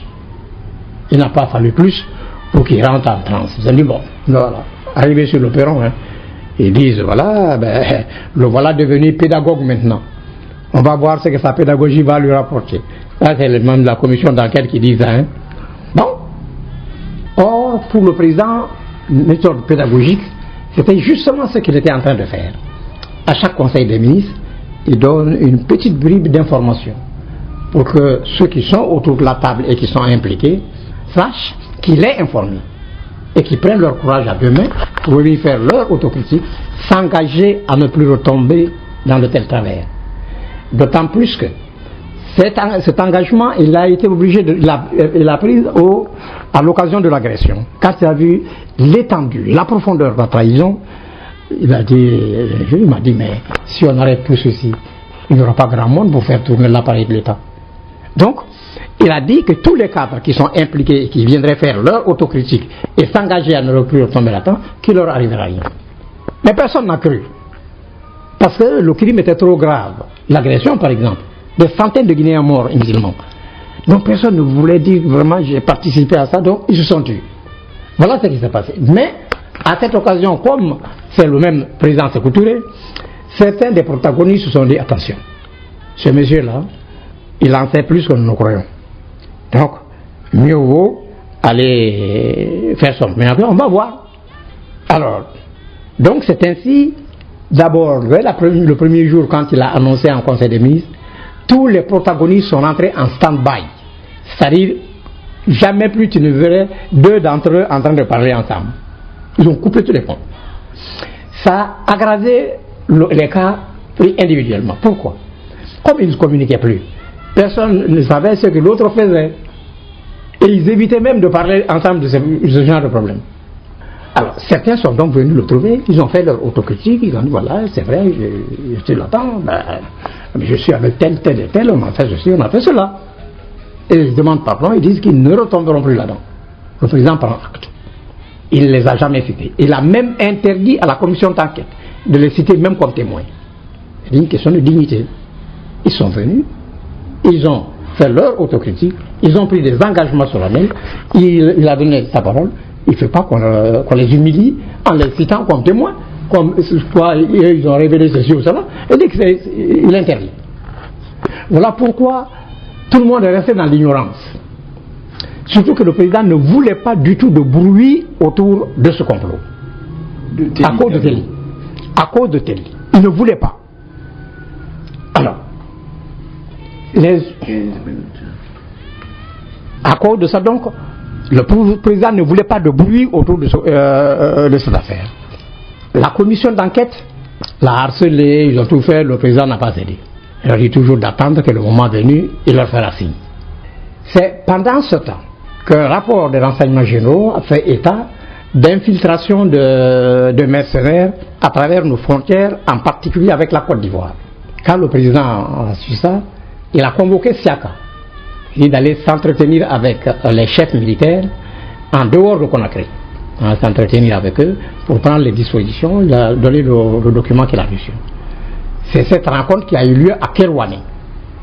Alors, c'est à la suite de cette rencontre d'ailleurs, la nuit qui a suivi, que Lamine Kouyaté, qui était le commandant de la première zone militaire de Kindia, a été interpellé. Il a été interpellé parce que au cours de cette rencontre de Kerouané, Siaka a eu besoin d'une carte d'état-major. Les gens rentrent à tel petit hameau, c'est sur les cartes d'état-major qu'on voit ça. Donc, il voilà, il demande si parmi les gens qui étaient là, il y a quelqu'un qui avait une carte d'état-major. Lamine Kouyaté, qui était assis à sa droite, met comme ça, la met dans sa poche, il sort une carte pliée et l'attend à Siaka. Siaka la déploie. Lamine Kouyaté, qui était assis avec, donc, s'est rendu compte que c'est la mauvaise carte qu'il a donnée à Siaka. Parce qu'il en avait deux. Il a donné la mauvaise à Siaka. La mauvaise parce que, sur cette carte-là, en marge de la carte, c'est-à-dire la bande vierge qui fait tout autour de la carte, il y avait beaucoup de cartouches. Et chaque cartouche localisait et spécifiait les différentes positions de l'armée guinéenne. En disant le nom du PA, là où il est installé, les armements disponibles, l'intendance, le grade et la spécialité de l'officier et l'effectif. Tout était là. Pour tout ce qu'il y avait comme PA de l'armée sur toute l'étendue du territoire national. Il a commis la bêtise donc de donner ça à Siaka. Siaka, voilà, il fait comme s'il n'a rien vu. Il fait son exposé, mais dès qu'il a fini, ils ont fait les choses, il plie la carte, il met dans sa poche, il sort dans sa voiture et il prend la route pour Conakry. Lamine Kouyaté n'a rien dit. Et il a eu raison, hein, parce que bon. Donc, il vient la nuit, il trouve le président, il lui montre la carte. Et lui explique la signification de la carte. Il dit donc au président, il dit, tu ne veux pas de bruit, il dit, mais il pense quand même qu'on doit interpeller Lamine Kouyaté, parce qu'il commande une zone militaire, il y a beaucoup d'hommes en armes sous son autorité. On ne sait pas quelle va être sa réaction parce que maintenant il est conscient qu'il a commis une bêtise. On ne sait pas comment il va réagir. Que donc mieux vaut le neutraliser, ne pas attendre qu'il y ait des pertes en vie humaine, des trucs comme ça pour réagir. Bon, finalement le président a donné son accord. Et dès que Lamine Kouyaté est arrivé au camp Kémébourima à Kindia, les gens se sont occupés de lui et ils l'ont ramené au Cambouaro. Mais on l'a enfermé sans bruit. La nuit là, ils ne l'ont pas interrogé. Alors, c'est le lendemain qu'ils l'ont interrogé. Lamine Kouyaté a révélé certaines choses, mais il a nié beaucoup d'autres. Maintenant, il n'a pas voulu simplement répondre. Mais comme le président n'a dit pas de bruit, ils n'ont fait aucun bruit autour de lui. Ils se sont tus. 2 semaines plus tard, c'est Amadou Ouri Diallo, et ce Amadou Ouri, je reviendrai là-dessus plus tard, parce que c'est lui qui est à l'origine de la mort de Diallo Telli. Pas par son livre, mais par les actes qu'il a posés au Cambouaro. Mais ça, si j'ai le temps, je l'expliquerai, mais comme vous êtes limité, oui. Comme vous êtes limité, quand vous viendrez là, on va compléter en ce moment. Je vais vous dire ce qui s'est passé. Oui, alors, rapidement, parce que vous-même vous constatez que nous arrivons à la fin de cette tranche d'émission, et il y a quand même quelque chose de gênant dans l'histoire de la révolution guinéenne. C'est ce que l'on a appelé le complot Peul, la situation particulière du Fouta.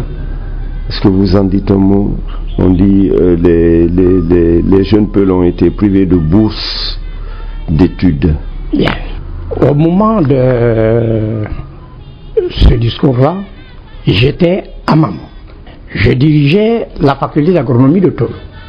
Quand on dit que tous les jeunes Peuls ont été privés de bourse, je peux demander qu'on vérifie tous les étudiants de Tolo, Peuls ou autres, ont eu des bourses. J'avais 36 qui était la dernière promotion de l'ENA, puisque c'est après que c'est devenu une faculté d'agronomie.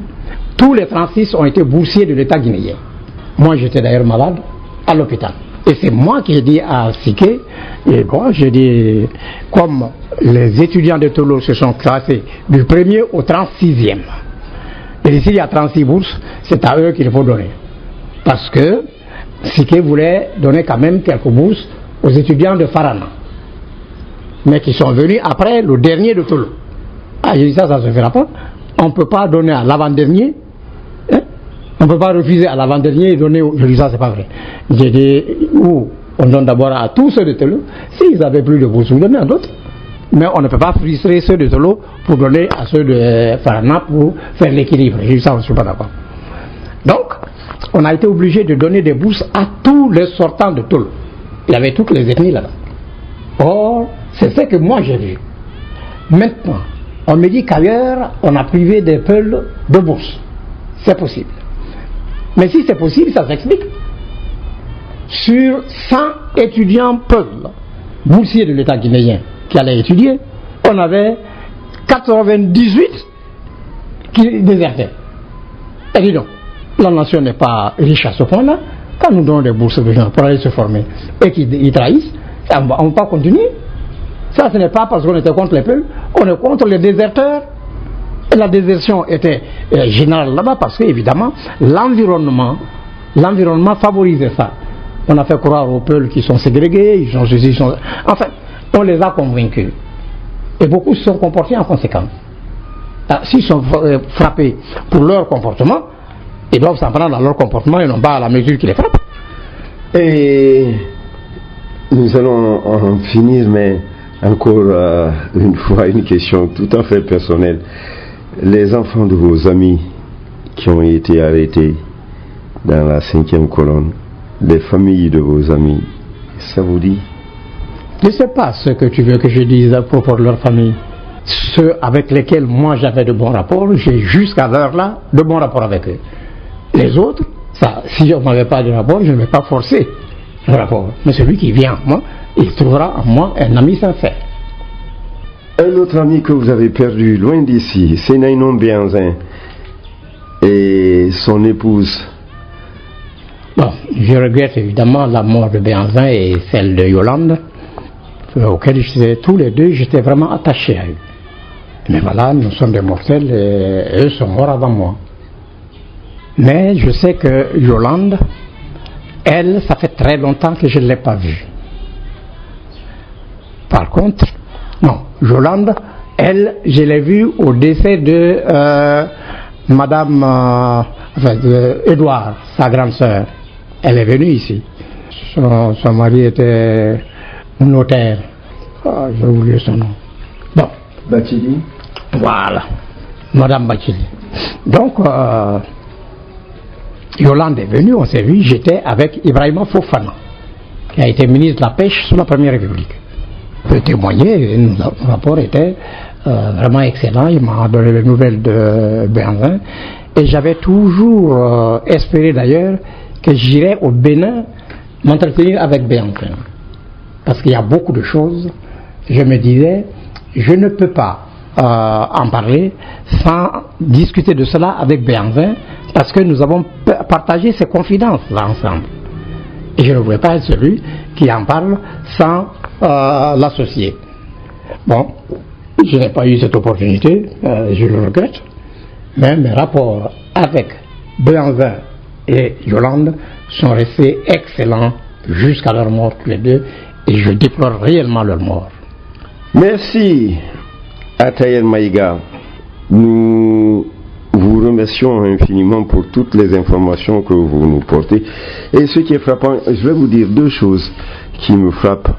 Vous n'avez aucune note devant les yeux et vous n'avez pas d'écrit, vous ne lisez pas, mais tout ce que vous dites, vous le dites avec beaucoup de détails, beaucoup de précision. Deuxième chose, je l'avoue, j'ai l'habitude des interviews. Quand j'interviewe quelqu'un, j'essaye de lire sur son front, moins encore sur son regard que sur sa bouche, mais sur son front. Vous êtes d'une sincérité qui est frappante. Pour cela aussi, je vous remercie et je vous prie d'accepter une troisième rencontre, une troisième partie. Je suis tout à fait d'accord. Merci beaucoup.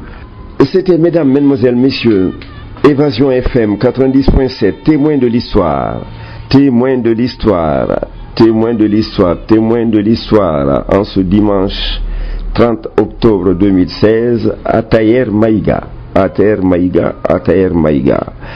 À la régie, à la technique, à la réalisation, Abou Diallo, assistant à la régie, à la technique, à la réalisation, Mamadou Diallo. Au micro, Ousmane Bangoura. Nous sommes contents de savoir que vous nous avez suivis, nous serons encore plus contents de savoir que dimanche prochain vous serez en notre compagnie. À dimanche prochain, s'il plaît à Dieu.